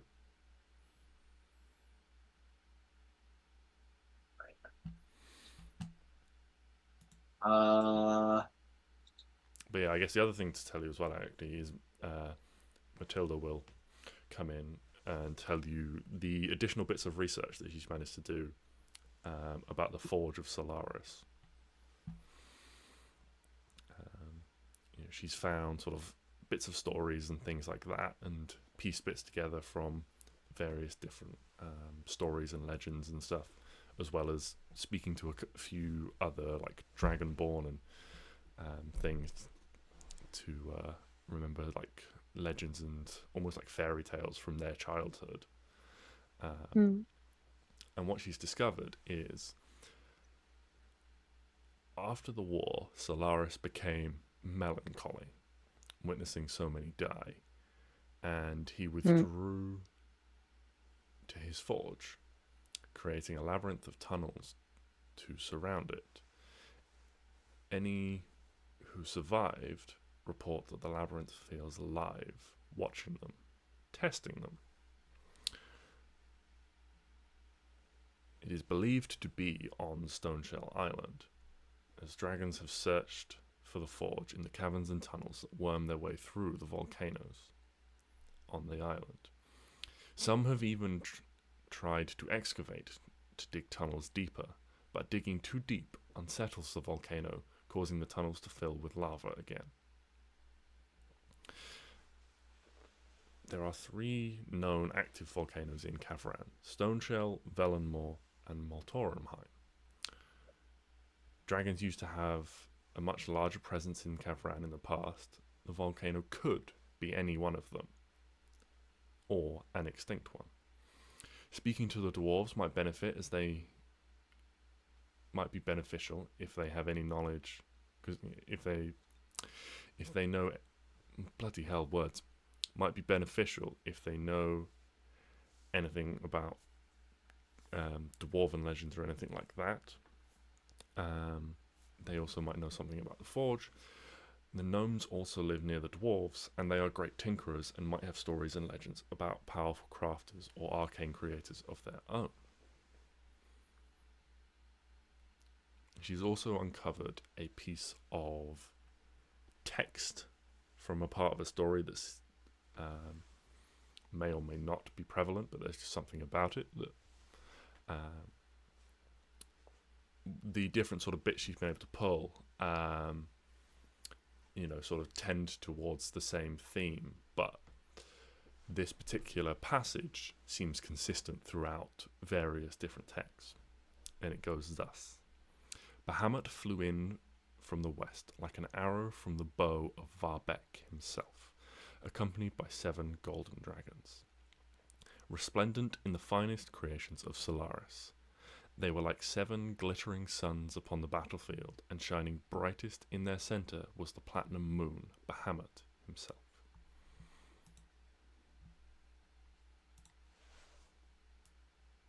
I'll put that text in the chat for you all.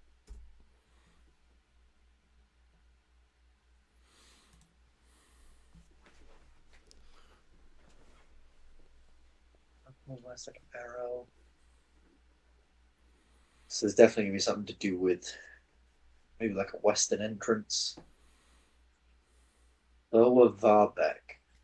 So, do we know what that is? The Bow of Varbek? So, Varbek is the one god of the Dragonborn and the dragons. Right. Bow of Varbek himself, accompanied by 7 golden dragons, resplendent in the finest creations of Solaris. They were like 7 glistening suns upon the battlefield, and shining brightest in their center was the platinum moon, Bahamut himself. Alright, so whenever we go there, we need to remember moons, a bow, west, and obviously Solaris. And the number 7. 7 suns, a moon in the center. I feel like that'll be prevalent wherever we're going, or wherever we're heading for this launch.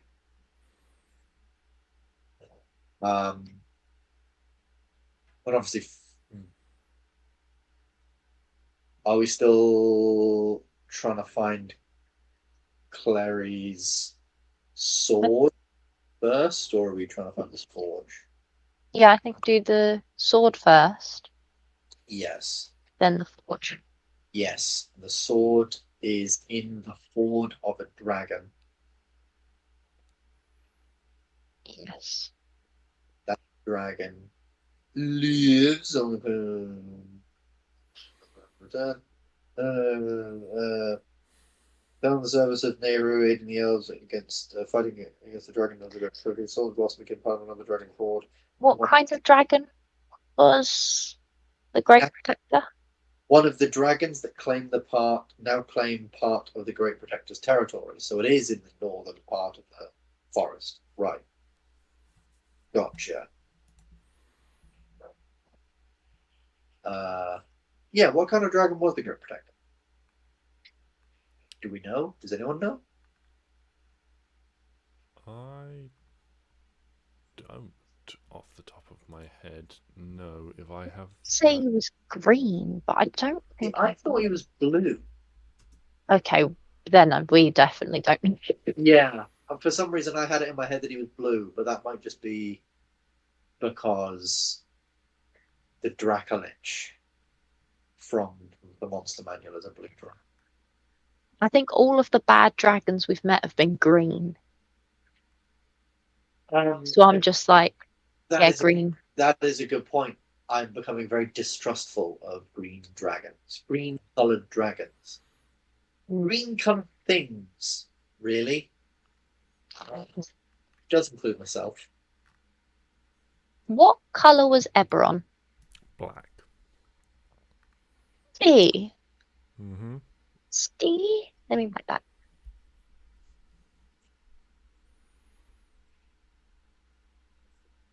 So far from the store's power became very new proximity has reawakened the spark into the soldiers. Taking a temple of Nehru and laid to rest in a shrine constructed by their companions in Nehru to honor their sacrifice. I can bring the sword to the shrine, or find or build another temple there. Oh, do you think? So there's a spell called like Temple of the Gods. As a cleric, you technically can cast it if we found a scroll. It's a very high level spell. But do you think if we found a scroll of Temple of the Gods? Oh no, because you have to cast it like every day for a year for it to be a permanent fixture, right? Yes. Yeah.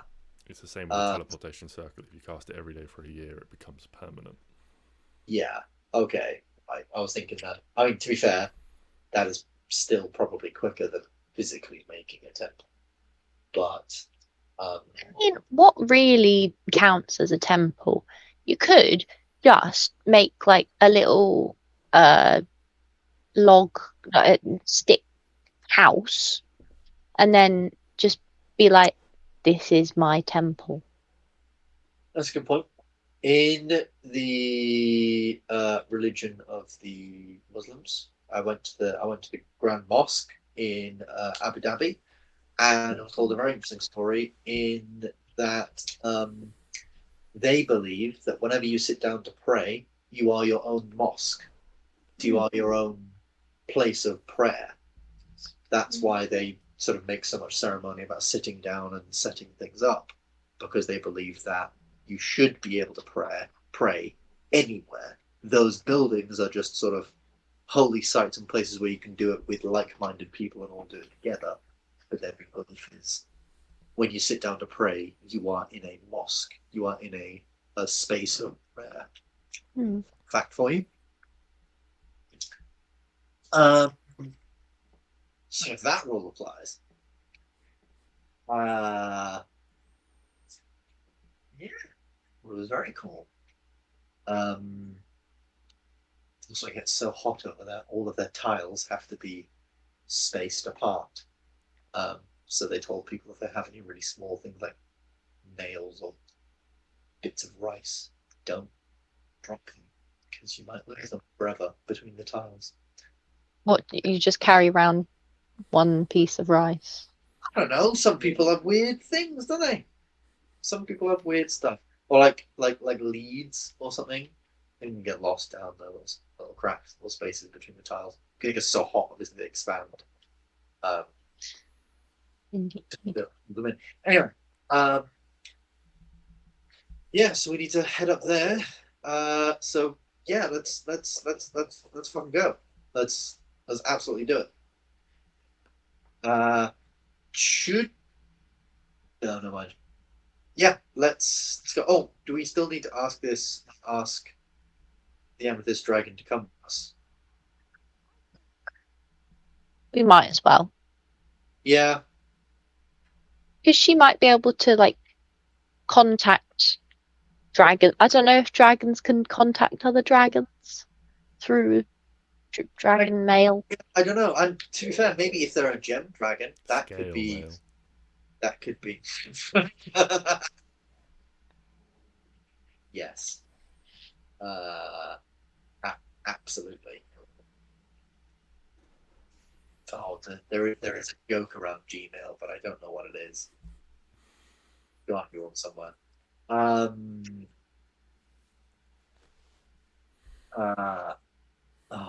Really lost my place. Yeah, so I feel like if we brought her along, so I'll go up to her and ask, hello, how we said before, we needed a favor. Yeah. I'm here to spot all that in if it's not too much trouble. Yeah. So Bas- you head out into the garden to where she's just been like sleeping, and Grubbin is there, and he is just seems to have sort of like worked himself into a bit of a frenzy. You can see he's like in the middle of some sort of like workout. He's like doing press ups like on the grass and things, and yeah, just some sort of he's a little monk himself, so he's just keeping himself like active and busy. But yes, he's like, yes, of course, I'd be happy. You have done me a great service. I will happily return the favor any way I can.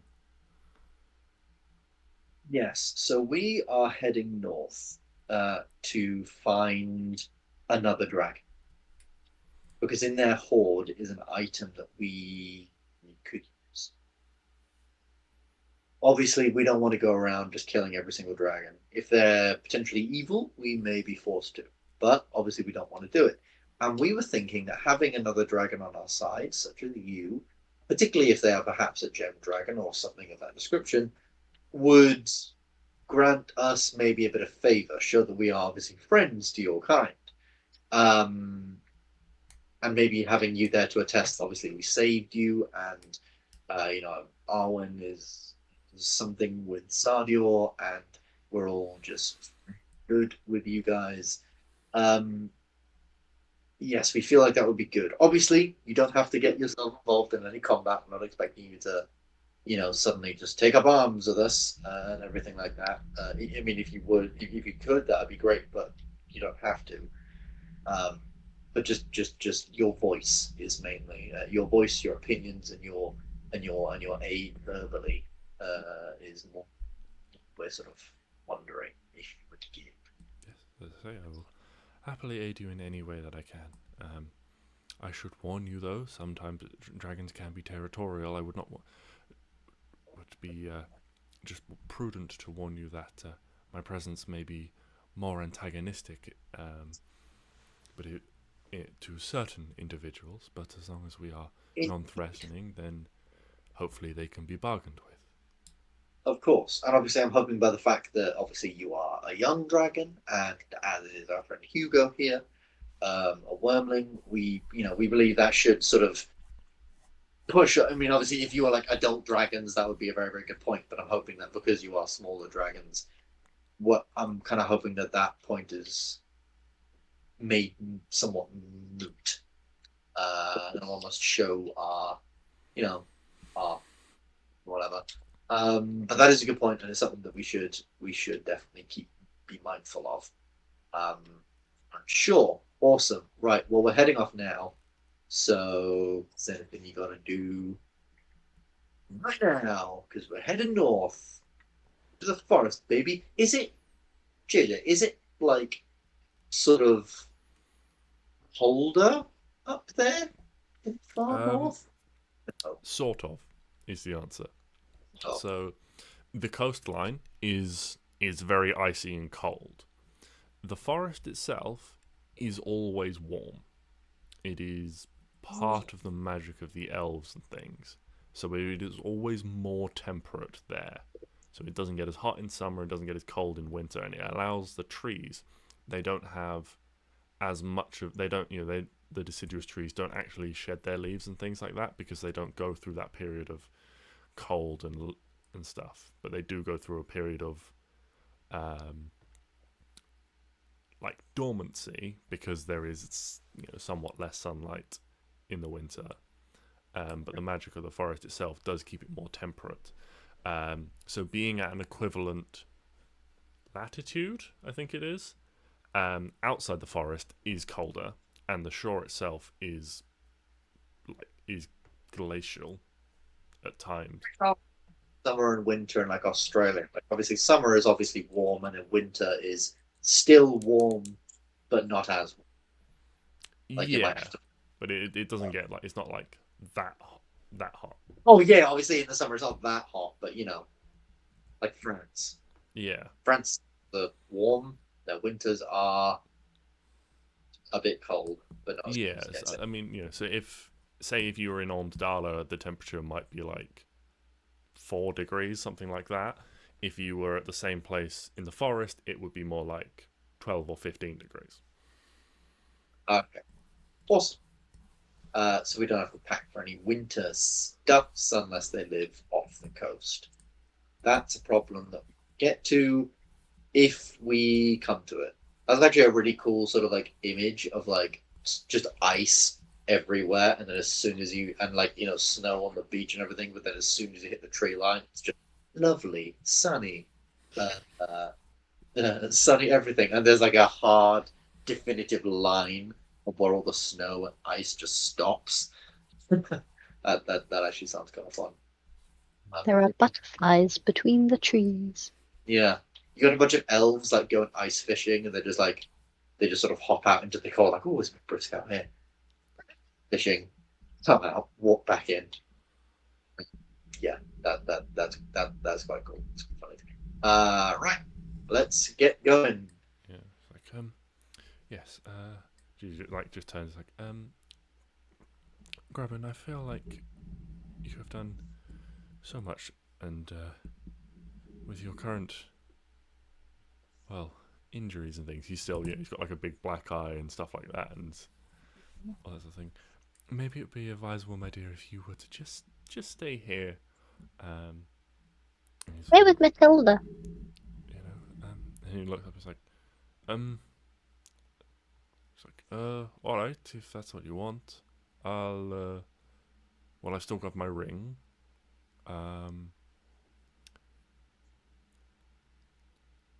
So I'll see what I can find about this place and see if I can find somewhere for us to live long term if this doesn't work out. Yeah. Somewhere warm, maybe. By the water. Adorable. I suppose I'll brush up on my geography. But yeah, with Lot that, of maps downstairs. if there's nothing else anyone would like to do before you depart, I think so. Again, I'll you can maybe be mess. off. Okay. What method of travel are you choosing? I think we could teleport them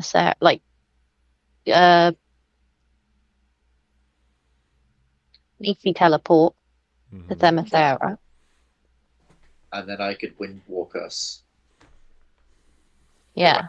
away, pretty much. Yeah, I was thinking exactly the same thing. Okay. Just gonna look up wind and how fast we go with wind. 300 feet per round. Yes. 300 feet per round for 1 minute, which is Wind walk more than a minute. I don't think so. Yeah, wind walk. Yeah, it's like an hour. Oh no, the casting time is 1 minute. Duration is 8 hours. Yes. I was gonna say. So, God, hold on. 300 feet in meters. 91.4. Let's just say 91 meters. So then that's per round. So 91 times 10 is 910 meters. So nearly a kilometer an hour. You can walk quicker than that. Yeah, hold on, that can't be right. Hold on.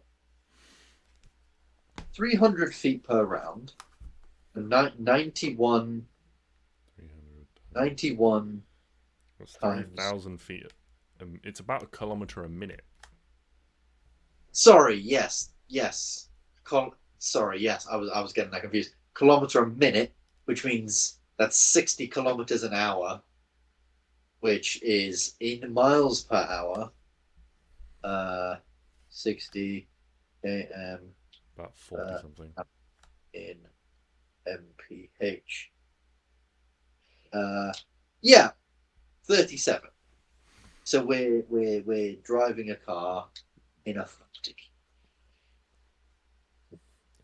Which is pretty good for then 8 hours. So then It would take us about 6 hours then to get to this tree. You can be there by mid-afternoon. Lovely. That gives us 2 hours to fly around and check the local area. Because we can obviously see. That's pretty fucking good. Oh, we used to have to take a fucking wagon everywhere. Oh, man. Good old days. Okay. So, you all head into the back garden, and Arwen casts... is it transport via plants? Or is it the other one? Nice transport via plants. Okay. Apologies. I forgot. The only actions we can take are the dash actions. So technically, we can move 600 feet per round. Which means we're nearly 80 miles an hour. 70 plus miles an hour, basically. Continue. It's like 3 hours with so much time. Yeah. So you head into the back garden, find the large tree in the back garden that you've used before, and when you pause for a moment, you picture your childhood in your mind, thinking of a particularly large tree from a park that your mother used to take you to, where there was swings and things like that, and you remember a time where you got particularly scolded for pushing another child in the pond. Arwen had a mother. I just sort of thought she spawned from hell. I didn't spawn from hell. That was Helena. But yes, you picture this tree firmly in your mind, and as you release your spell and step through a familiar, nostalgic scent of local flowers and wild grass enters your nose as you step through. The good old times. And the rest of you can follow Stix and Klari and Namiri as you all step through. And Is there a pond still? yes, looking around, there is still a pond. It is new. still morning, but there are a few people milling around this park already. Can I go and stand by the pond and just look out at it? Yeah, you do so. Does anyone else come over? Yeah. Oh, it. Look at this pond. Push. Contested strength athletics, and either strength athletics from you, Stix, or dex acrobatics if you'd prefer. No, you know what? I just fall in. You forget. I fucking love nature. This is a bath for me. I just fall in and go. Yeah, I probably needed a wash. To be fair though, you really need a wash too. You really stink, skunk. I skunk you. Flammable. I think skunk is flammable. It's Can you imagine that? It'd be like getting a Lynx can and a light. gonna choose a flame. And you know how they say, don't do that because it might go back into the can and go poof. Oh no. Roll a D100 on a 75 plus. Skunk is flammable. It's... Oh my god. Right. This is the first day. This is the worst day ever.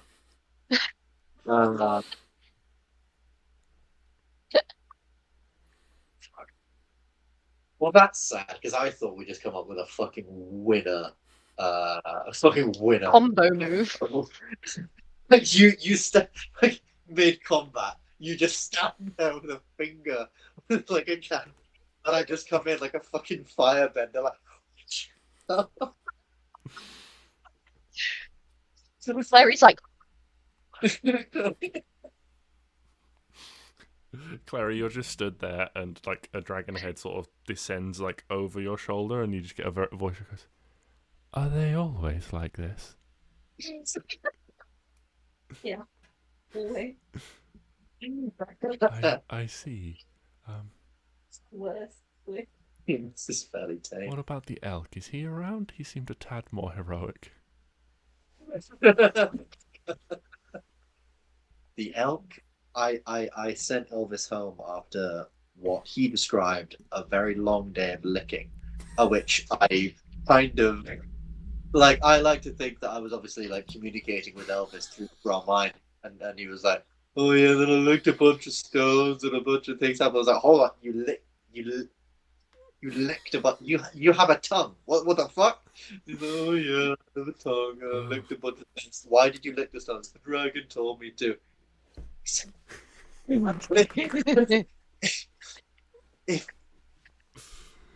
If the dragon told you to jump off a bridge, would you? Yeah, I got wings. Oh, fuck yes.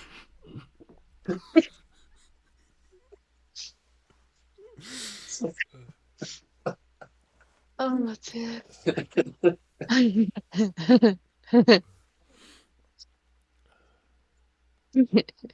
And yeah, and I'm just like, you know what, Elvis, you did well, son. Just go cool. Oh, I killed a bunch of things. Wait, what?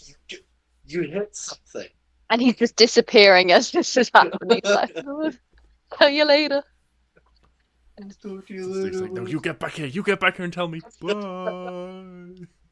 Bye. Try and summon him again, but I just get a regular ass elk. You try summoning him, and it just creates some sort of weird tone. Yeah. The number you have dialed has not been recognised. Yeah. The number you dialed has not been recognised. Please try again later. Oh god. Oh, Anyway. God, that's amazing. That is wonderful. Right. Let's we're still winded, Although that previous conversation indicates that we're probably maybe. Oh no! Wait, no. I guess we've transported and we haven't been. Yes. Fine. But yeah. So Stix, you pull out your new shiny spear and cast Windwalk. What do you think it looks like when you cast a spell from your spear for the first time? I like to think I basically sort of like I'm obviously not used to casting spells as powerful as this, so I'm sort of just relying on the spear to do it. So I just sort of like tap the spear on the ground a little bit, and it slowly just starts sort of, I guess, like turning to sort of mist and spinning and swirling around. And then as it's sort of doing that, I also turn, and then everyone else begins to just spin and turn into little wispy, sort of like almost like air elementals, but less visible. So we're just like spinning, almost like somewhat humanoid hurricanes, just mini hurricanes, just sort of spinning around. And Is this just like the teacups? the But teacup. for 8 hours? You know, the ride.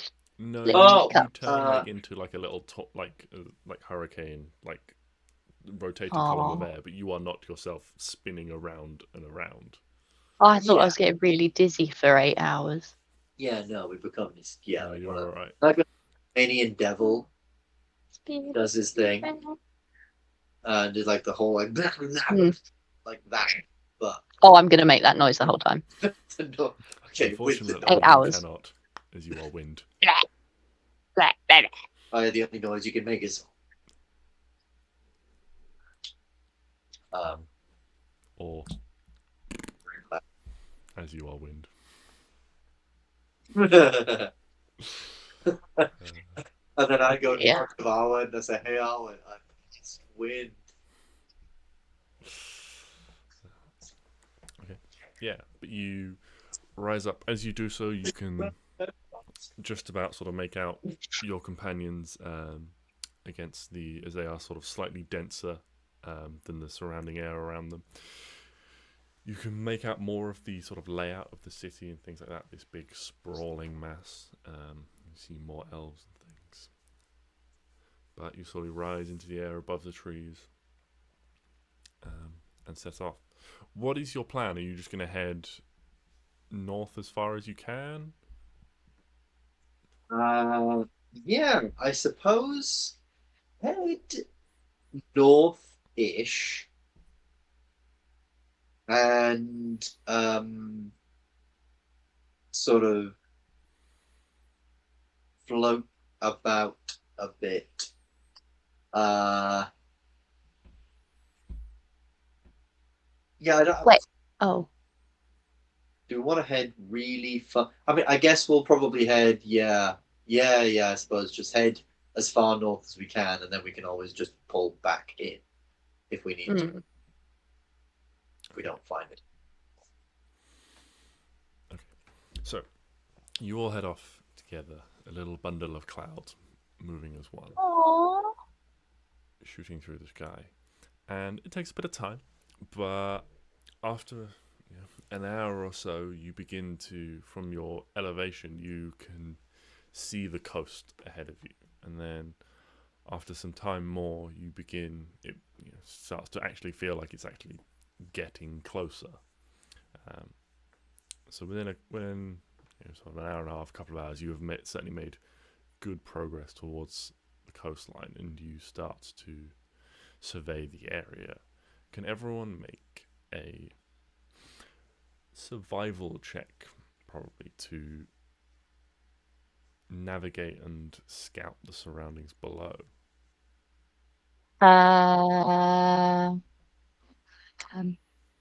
Yeah. Can I... Hold on.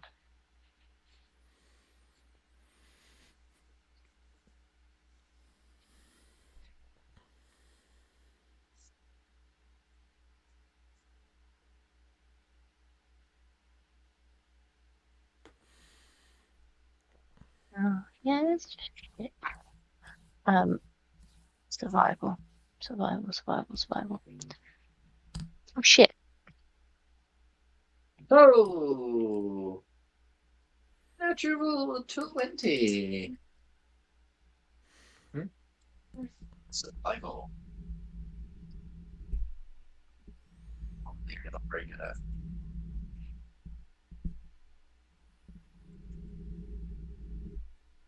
Klari can stealth hook a motherfucker, but she can't light fires.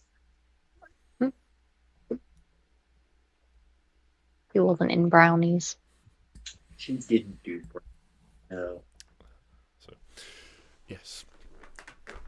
You guys have a good sense, despite the unusual speed that you're traveling. You've never moved this fast through land or water before, moving through the air at this speed. You manage to keep a good understanding of your positioning in relation to the other elements of the forest below you. And you very quickly manage to hone in on where you think this battleground took place. And you swoop down as a group of clouds a little bit lower, still maintaining a good height to survey the area, but just so you can see with a little bit more detail. And you begin to drift over. And soon in comes a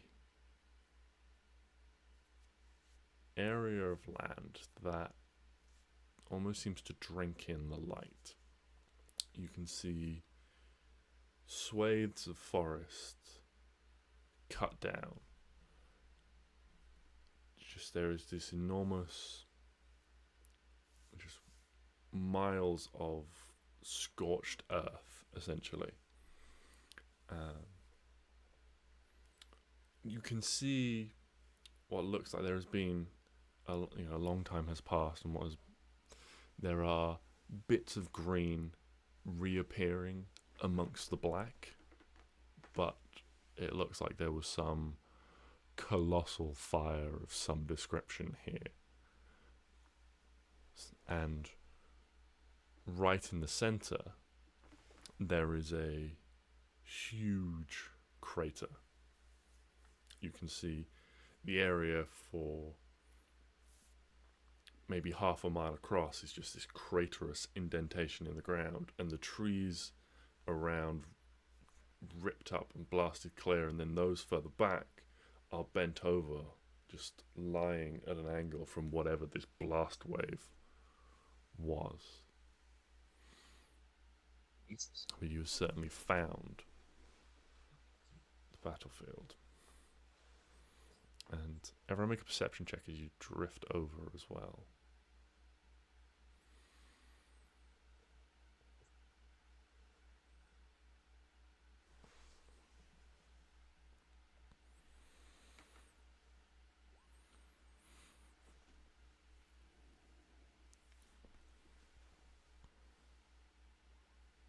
I'm so sorry for that. Take the first roll for me.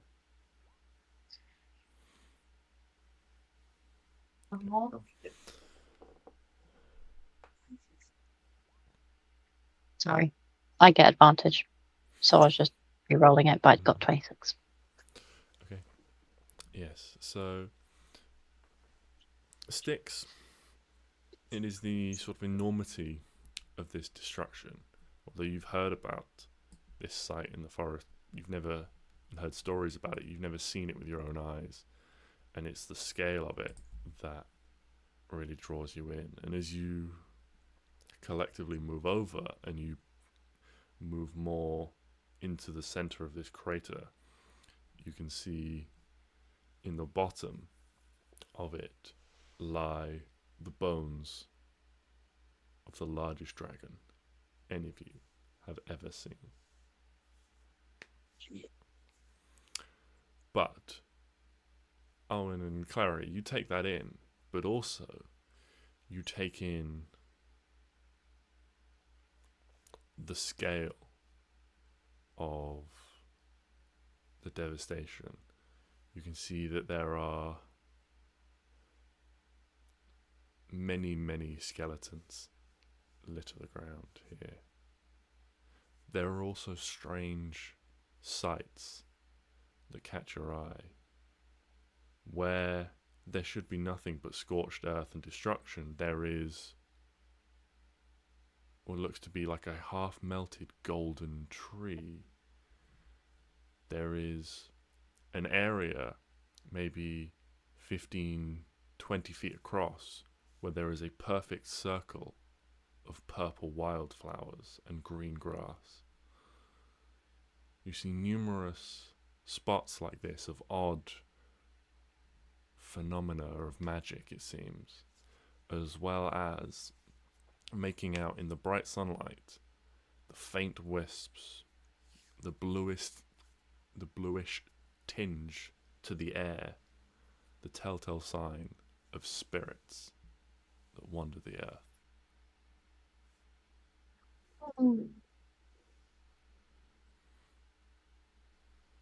I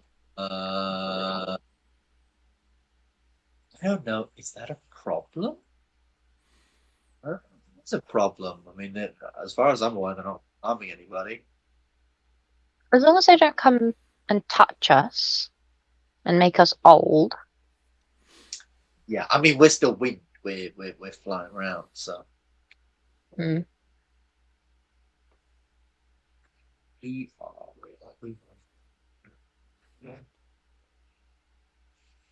But that's certainly interesting.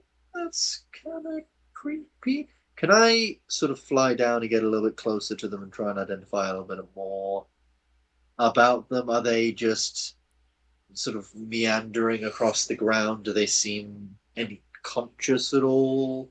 Or are they just sort of mindless, wandering things? Yeah. You swoop down and they take little or no notice to your elemental presence. Make an insight check.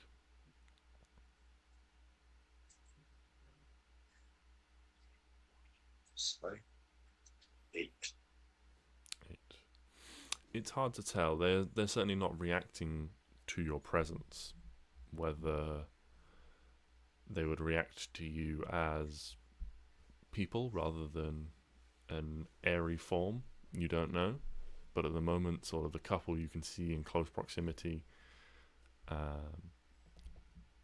don't seem, they just seem to be aimless. They're almost formless. They are faint sort of humanoid shapes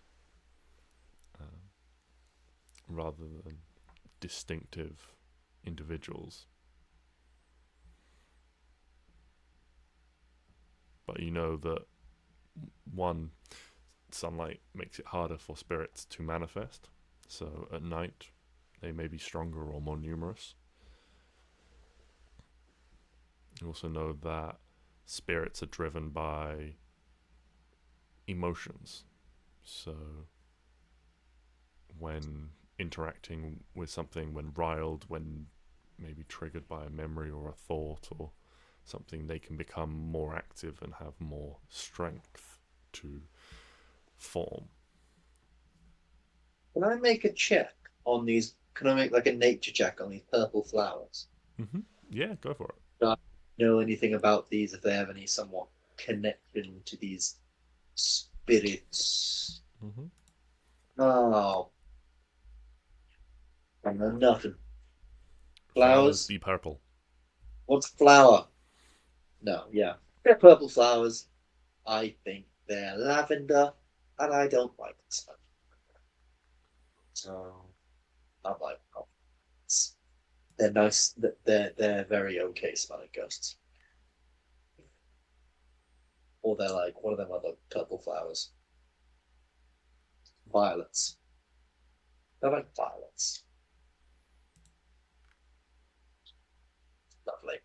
Well, fly back up, sort of away from those. Do we think this has any thing to do with what we're looking for? I don't think so. I think a dragon would set up here. This would have been where he lived, and this would have been the battlefield where he fought, not necessarily where he lived. But did he not battle near where he lived? Maybe near where he lived, yeah. I mean, I don't see an area where a massive dragon like this would rest. Do they not live underground? Many dragons do live underground. Oh, maybe it's underground then. Is there a... Can we see any way for us to get underground? You would have to scour the battlefield a little bit more closely. Certainly from the surface there is nothing that stands out, but it is a large battlefield. Yeah. Yeah. Okay. Let's take a look further around the battlefield. Reverse it as wind.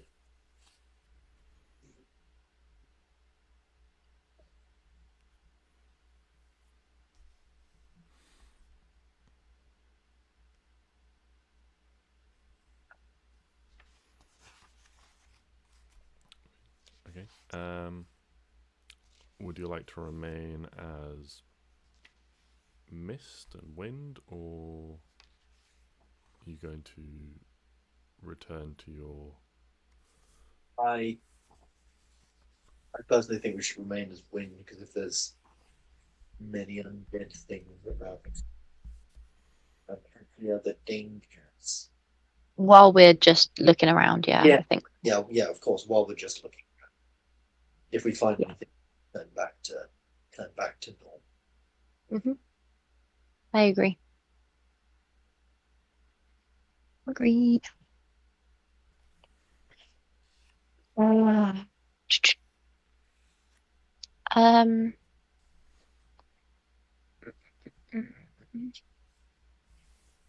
Your thing that's a bit like my thing. Does it do dragons? Divine sense, no. Yeah. But you're right, doing your thing would be a good idea. Try and find something within a radius. And we are in, so would that be your favorite terrain? It is, but it doesn't help. Oh, does it not help? Well, yeah, it does. Adds distance. Yeah, but it's a bit shit because You don't know where it is, you just know if there's one in the area. yeah, and there's currently 2 dragons right next to us. Oh, fuck yeah! And it just tells you if there are dragons in the area. Yeah, which is really shit. Oh, that's annoying. That is a little annoying. Well, what we could do is we travel at 600 feet per round. You can travel a few kilometers in like a minute. Wait, it's something I can. It's like tracking. Wait, I've got some. Hold on. Oh, wait, because I'm in my favorite terrain. Oh, like idiot, of course. Oh,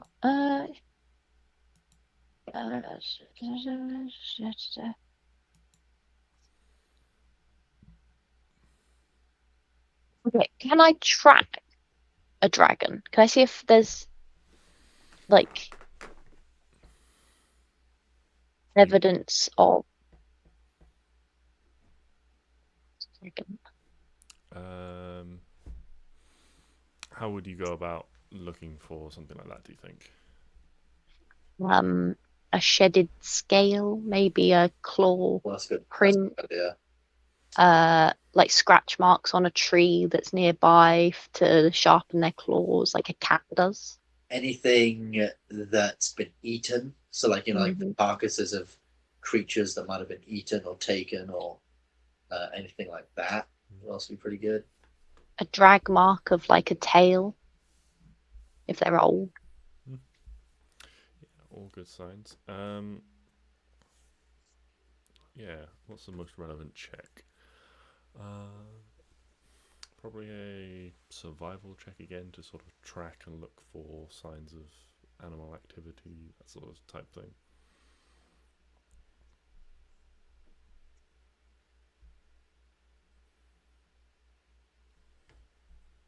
The proficiency bonus is hold on.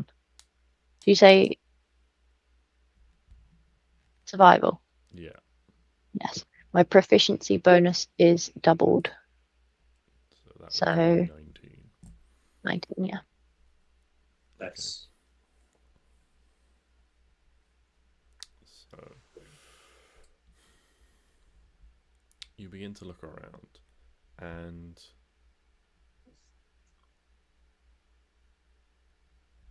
the state of the environment makes it hard to follow too much. But the further away from the epicenter of this explosion you find more signs. The battlefield becomes easier to read. It has been many, many years, and only the most extreme signs of combat remain.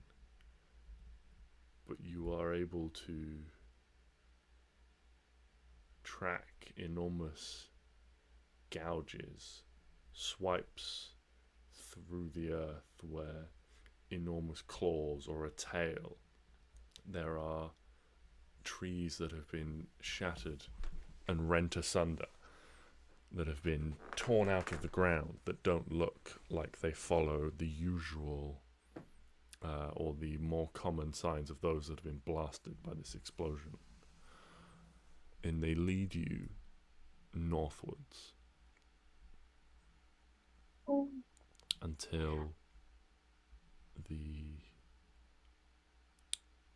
burnt ground is replaced by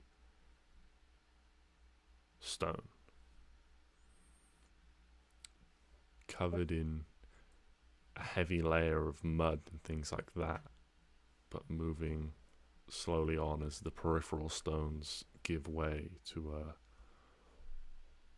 more uniform layout. And you find not much more than the splintered, shattered remains of some centuries-long, forgotten, ruined structure. But it leads you to some sort of ruin. And in amongst that ruin is a large pool of water. More, not quite a lake, but larger than a small pond. And it is calm and still, sheltered somewhat by what remains of the structure of the ruins. You can see on and around the edge of this pool there is a heavy traffic of activity. You can see drag marks where something large slid into and out of the water. You can find the heavy, unique claw marks of dragon takeoff and landing nearby.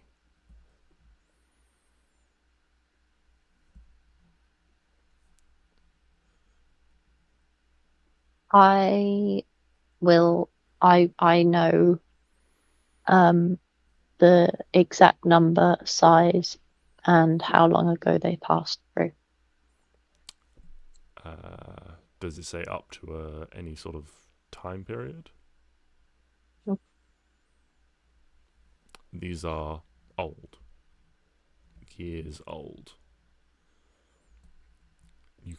The only reason they've been preserved this long is because they are surrounded by stone rather than mud or earth. If it was mud or earth, any sort of wind and rain would have obliterated these marks long ago. But the gouges, the scratches, the wearing away of stone around the edges of this pool, and you can see the pool itself is covered in algae and a dark green. But there is one end is sort of, has been sort of collapsed and pressed in, where this weight of dragon has gone over its edge numerous times, making a sort of shallow ramp into it. And this thing is large. It is maybe 40 or 50 feet square, the size of this pool of water, and a dark green colour that you can't see more than 4 or 5 inches down. As you study it in your gaseous form and you move around the area, you watch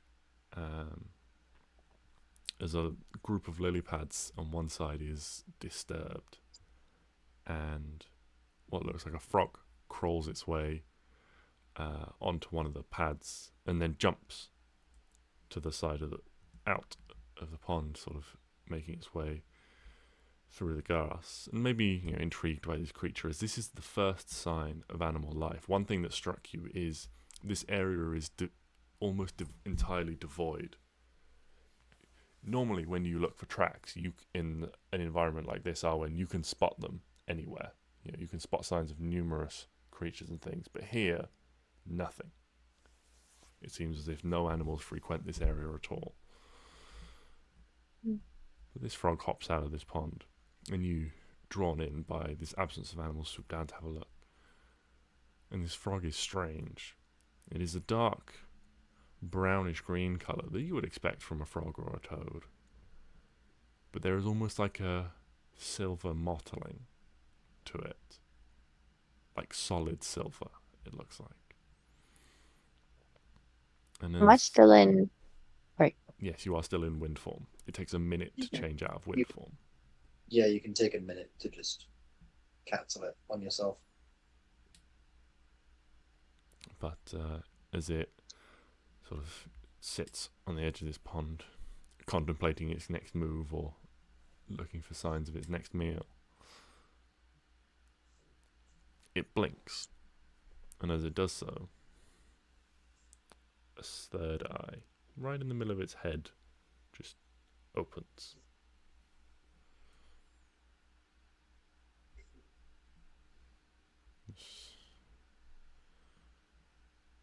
It's quite an unnatural creature, it seems.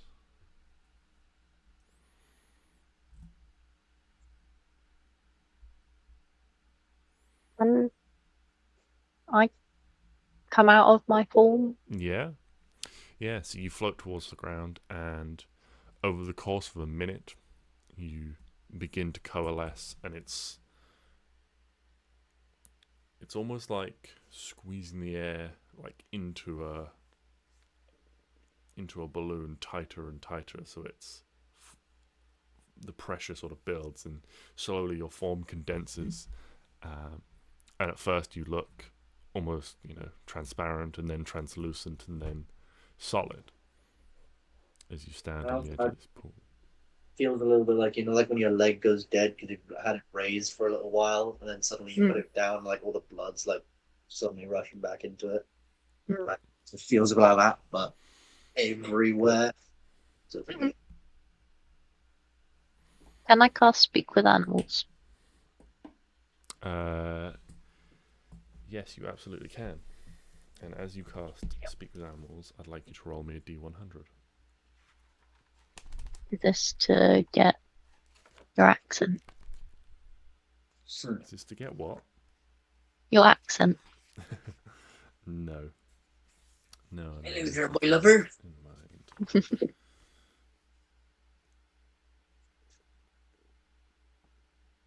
Okay. Roll me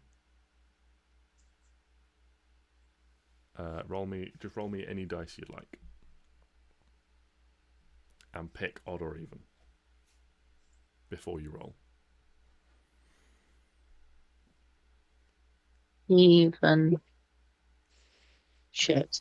You cast Speak Does it with eat my Animals, face? and the frog in front of you, as you cast this spell, it feels strange, like there's more magic there. And as you release this spell and you let Speak with Animals take over you, you just hear, "What the fuck is going on?"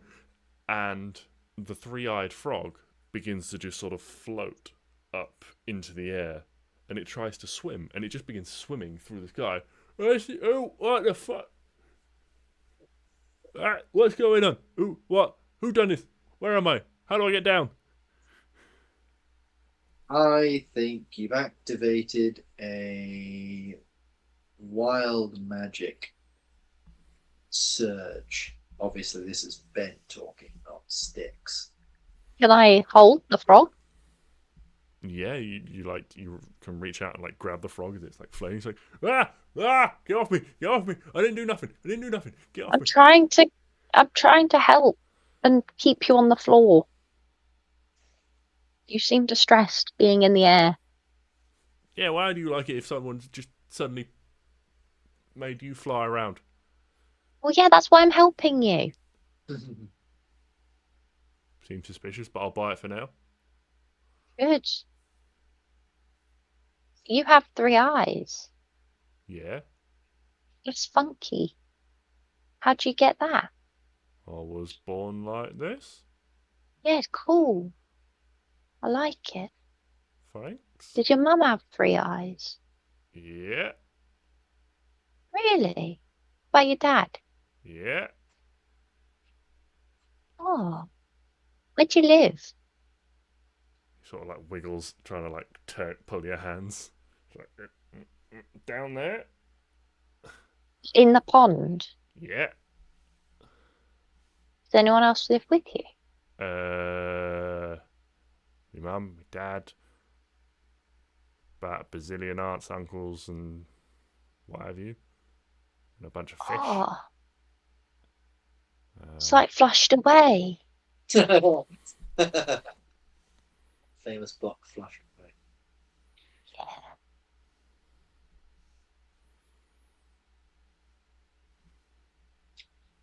Oh, I'm gonna go with a yes for that question. What is it like flushed Have you away? seen? Yeah. Have you seen a dragon anywhere recently? What's a dragon? Lots of teeth.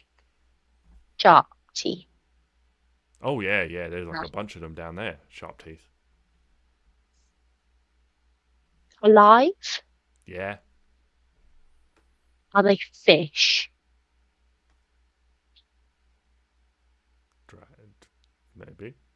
Fish. Dragon. What's the difference? Dragon is a type of fish. reptile. Do they have wings? I mean, they've got- Wings. from a certain point of view, I suppose. Okay, no. Okay, no, you're talking about a fish. That's fine. True, from a certain point of view. Oh, man. What's your name?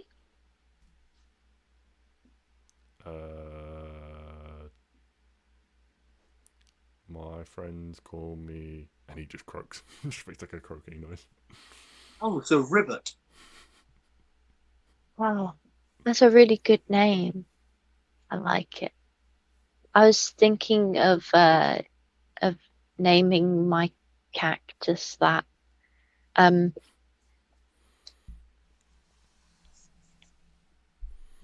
can't think of any more questions now. You don't know about the dragon.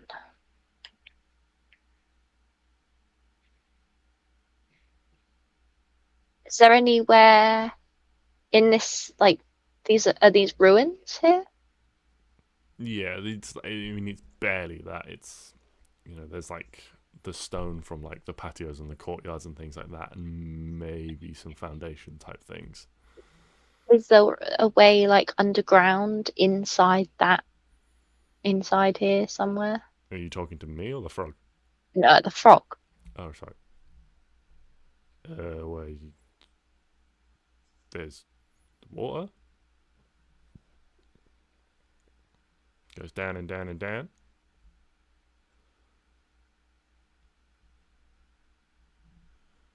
Oh, hold on, let me think. You swim down and down and down and down and down and down and down, and then it turns and it goes for long and long and long and long and long and long and long, and then it sort of comes up a bit, but not as much as you went down, and so I can catch my breath there. And Is there there used to be a like bunch more of hole? and There used to be what? Sorry. Where there used to be some stuff in there, but it seems to go from time to time. Stuff comes along and takes it. You know what comes and takes it? Fish. Big fish, many teeth. Wings. Sorry, wings. They come out of the Well, the big white one came a lot. Doesn't come so much anymore, but went in there and would like come out with a load of stuff. Okay. Ate like Okay, we 27 of my brothers once.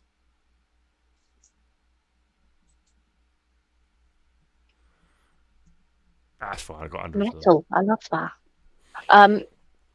So do you like show me where that is? Maybe like you can draw.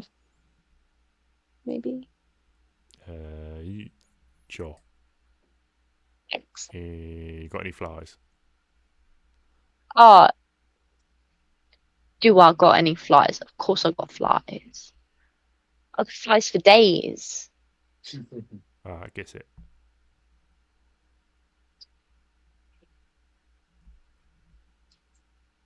How do you feel about rats? What's a rat? Like a massive fly. Yeah. It's like his big, like all three of his big frog eyes just got like a really big, like imagining an enormous fly. It's like the fly of the earth. I would like to go into my hat and get a rat out Okay. and try and feed it to this frog. Okay, so you got a frog in one hand, a rat in the other. That's It's just a rat, you know. It's just sort of wiggling and trying to get away, and the frog's like, "What the fuck is that? It's just a massive fly." That's not a fucking fly." Look, Well, I may not be bright, but I'm not stupid. I know what a fly looks like. Flies have got wings for one. yeah, but this is a wingless fly. You've seen this He's side got- of that thing. He's He's got bigger than wings me. from a certain point of view. Look at his ears. Yeah, but be that as is may, how the fuck do you expect me to eat that? It's bigger than I am. I don't know. You were excited like 5 seconds ago about a big. Yeah, I thought it was a big fly, not a. Okay. I I shoved the rat back in my bag, in my hat, and it climbs out because it's non-refundable. Non-refundable rat. And then, okay, conjure animals. Yeah. I'm going to conjure animals Okay. with like a swarm of flies. Yeah. You cast conjure animals. So what does it say for conjure animals? How many animals can you conjure? Oh, hundreds, mate. Well, hold on. A swarm of flies. That's got to be like less than a. That's going to be like a CR0. Oh, then I can get 8 swarms of flies. But I just want one. I just want one swarm of flies. Yeah, what's a swarm? I don't know. Swarm Like of loads. insects is CR half. Half? Yeah, a swarm of insects is So I CR can get half. 4 then. So you can get 4 swarms of insects. Mhm. Yeah, okay. Yeah, you conjure a bunch of insects. The rest of you are just watching as Arwen is like staring, and I think I've asked you this before. Like when you talk with animals, do you make animal noises?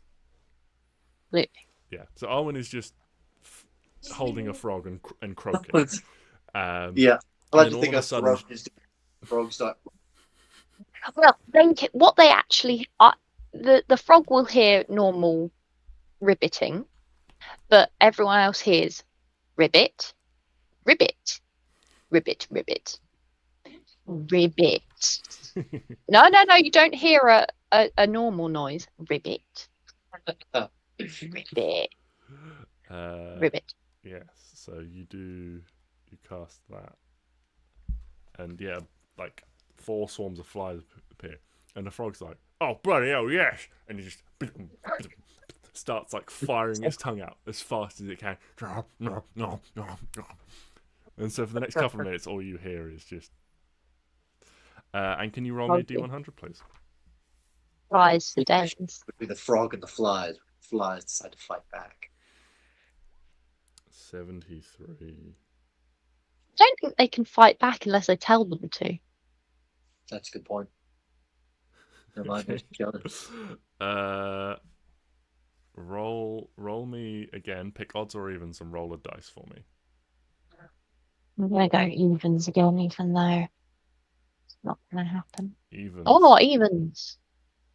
Oh yeah, because roll a D4 yeah. for me. Fucking hell, I'm scared. You are poisoned. Worth it. I cannot wait for you to accidentally fireball us. You become poisoned. You are poisoned for the next 1 hour. What happens when I'm poisoned? You have disadvantage on ability checks, I believe. Okay, that's fine. Is there anything that happens? I think I'll live. Yes, you have disadvantage on ability checks.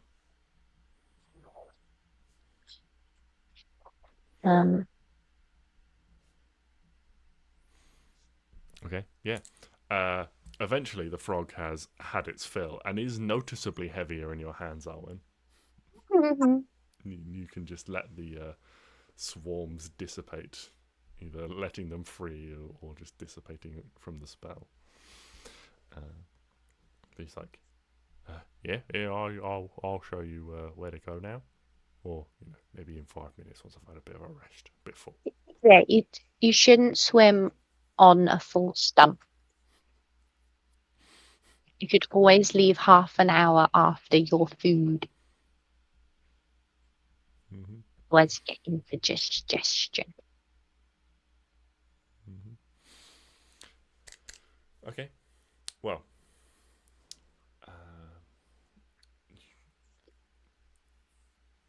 What do you tell the rest of your companions? We're going swimming. Hope you brought your trunks. I did not. And I am still wind. So I'm gonna unwind myself.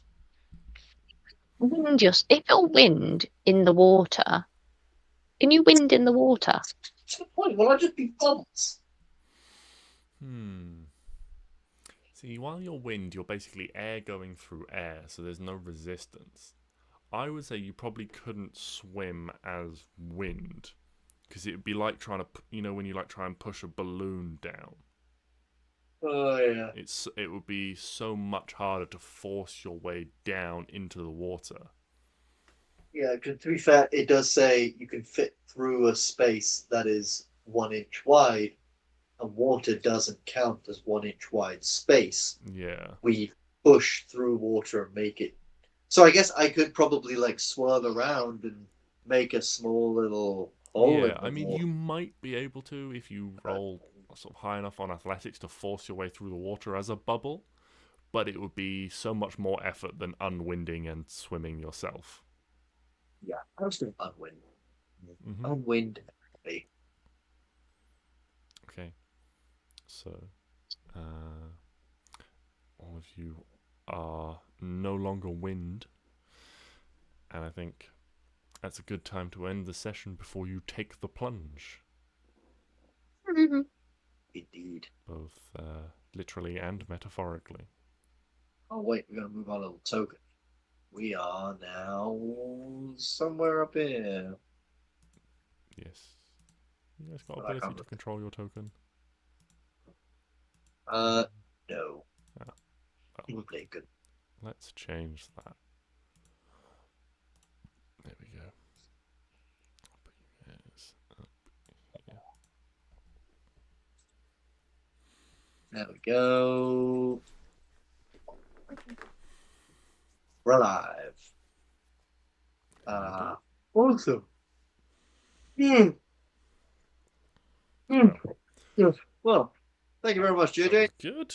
Got through. I hope you all Fantastic. enjoyed the randomizing of the loot. As I say, I thought at 17th level, there's not Oh, much that you guys need. I thought if I throw a load of money at you and some random stuff, you can sell it and trade it, and if there's anything you do want.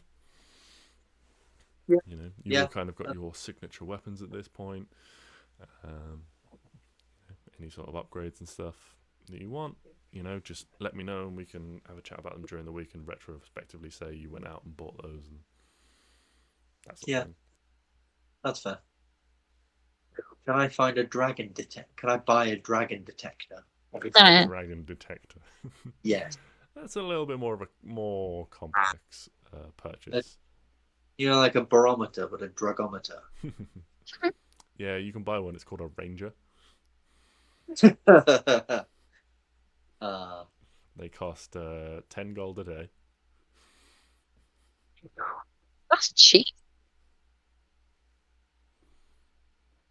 That's your average, you know, street corner ranger. I need something a bit more premium. How much for a premium ranger, Arwen? 100 gold. An hour. An hour. Oof. What? You said premium. Yeah, I did say premium. 10 gold a day to 100 gold an hour. That is hiking up the price. That's inflation. That's 80 times higher if you consider an 8-hour workday. Jesus. Oh my god. No. And they get a paid lunch break. Oof. Hey. Paid lunch break. What I wouldn't give Hell for yeah. one of those. I know. See, what you've got to do is you've just got to take your lunch and not tell anyone. That's what I do.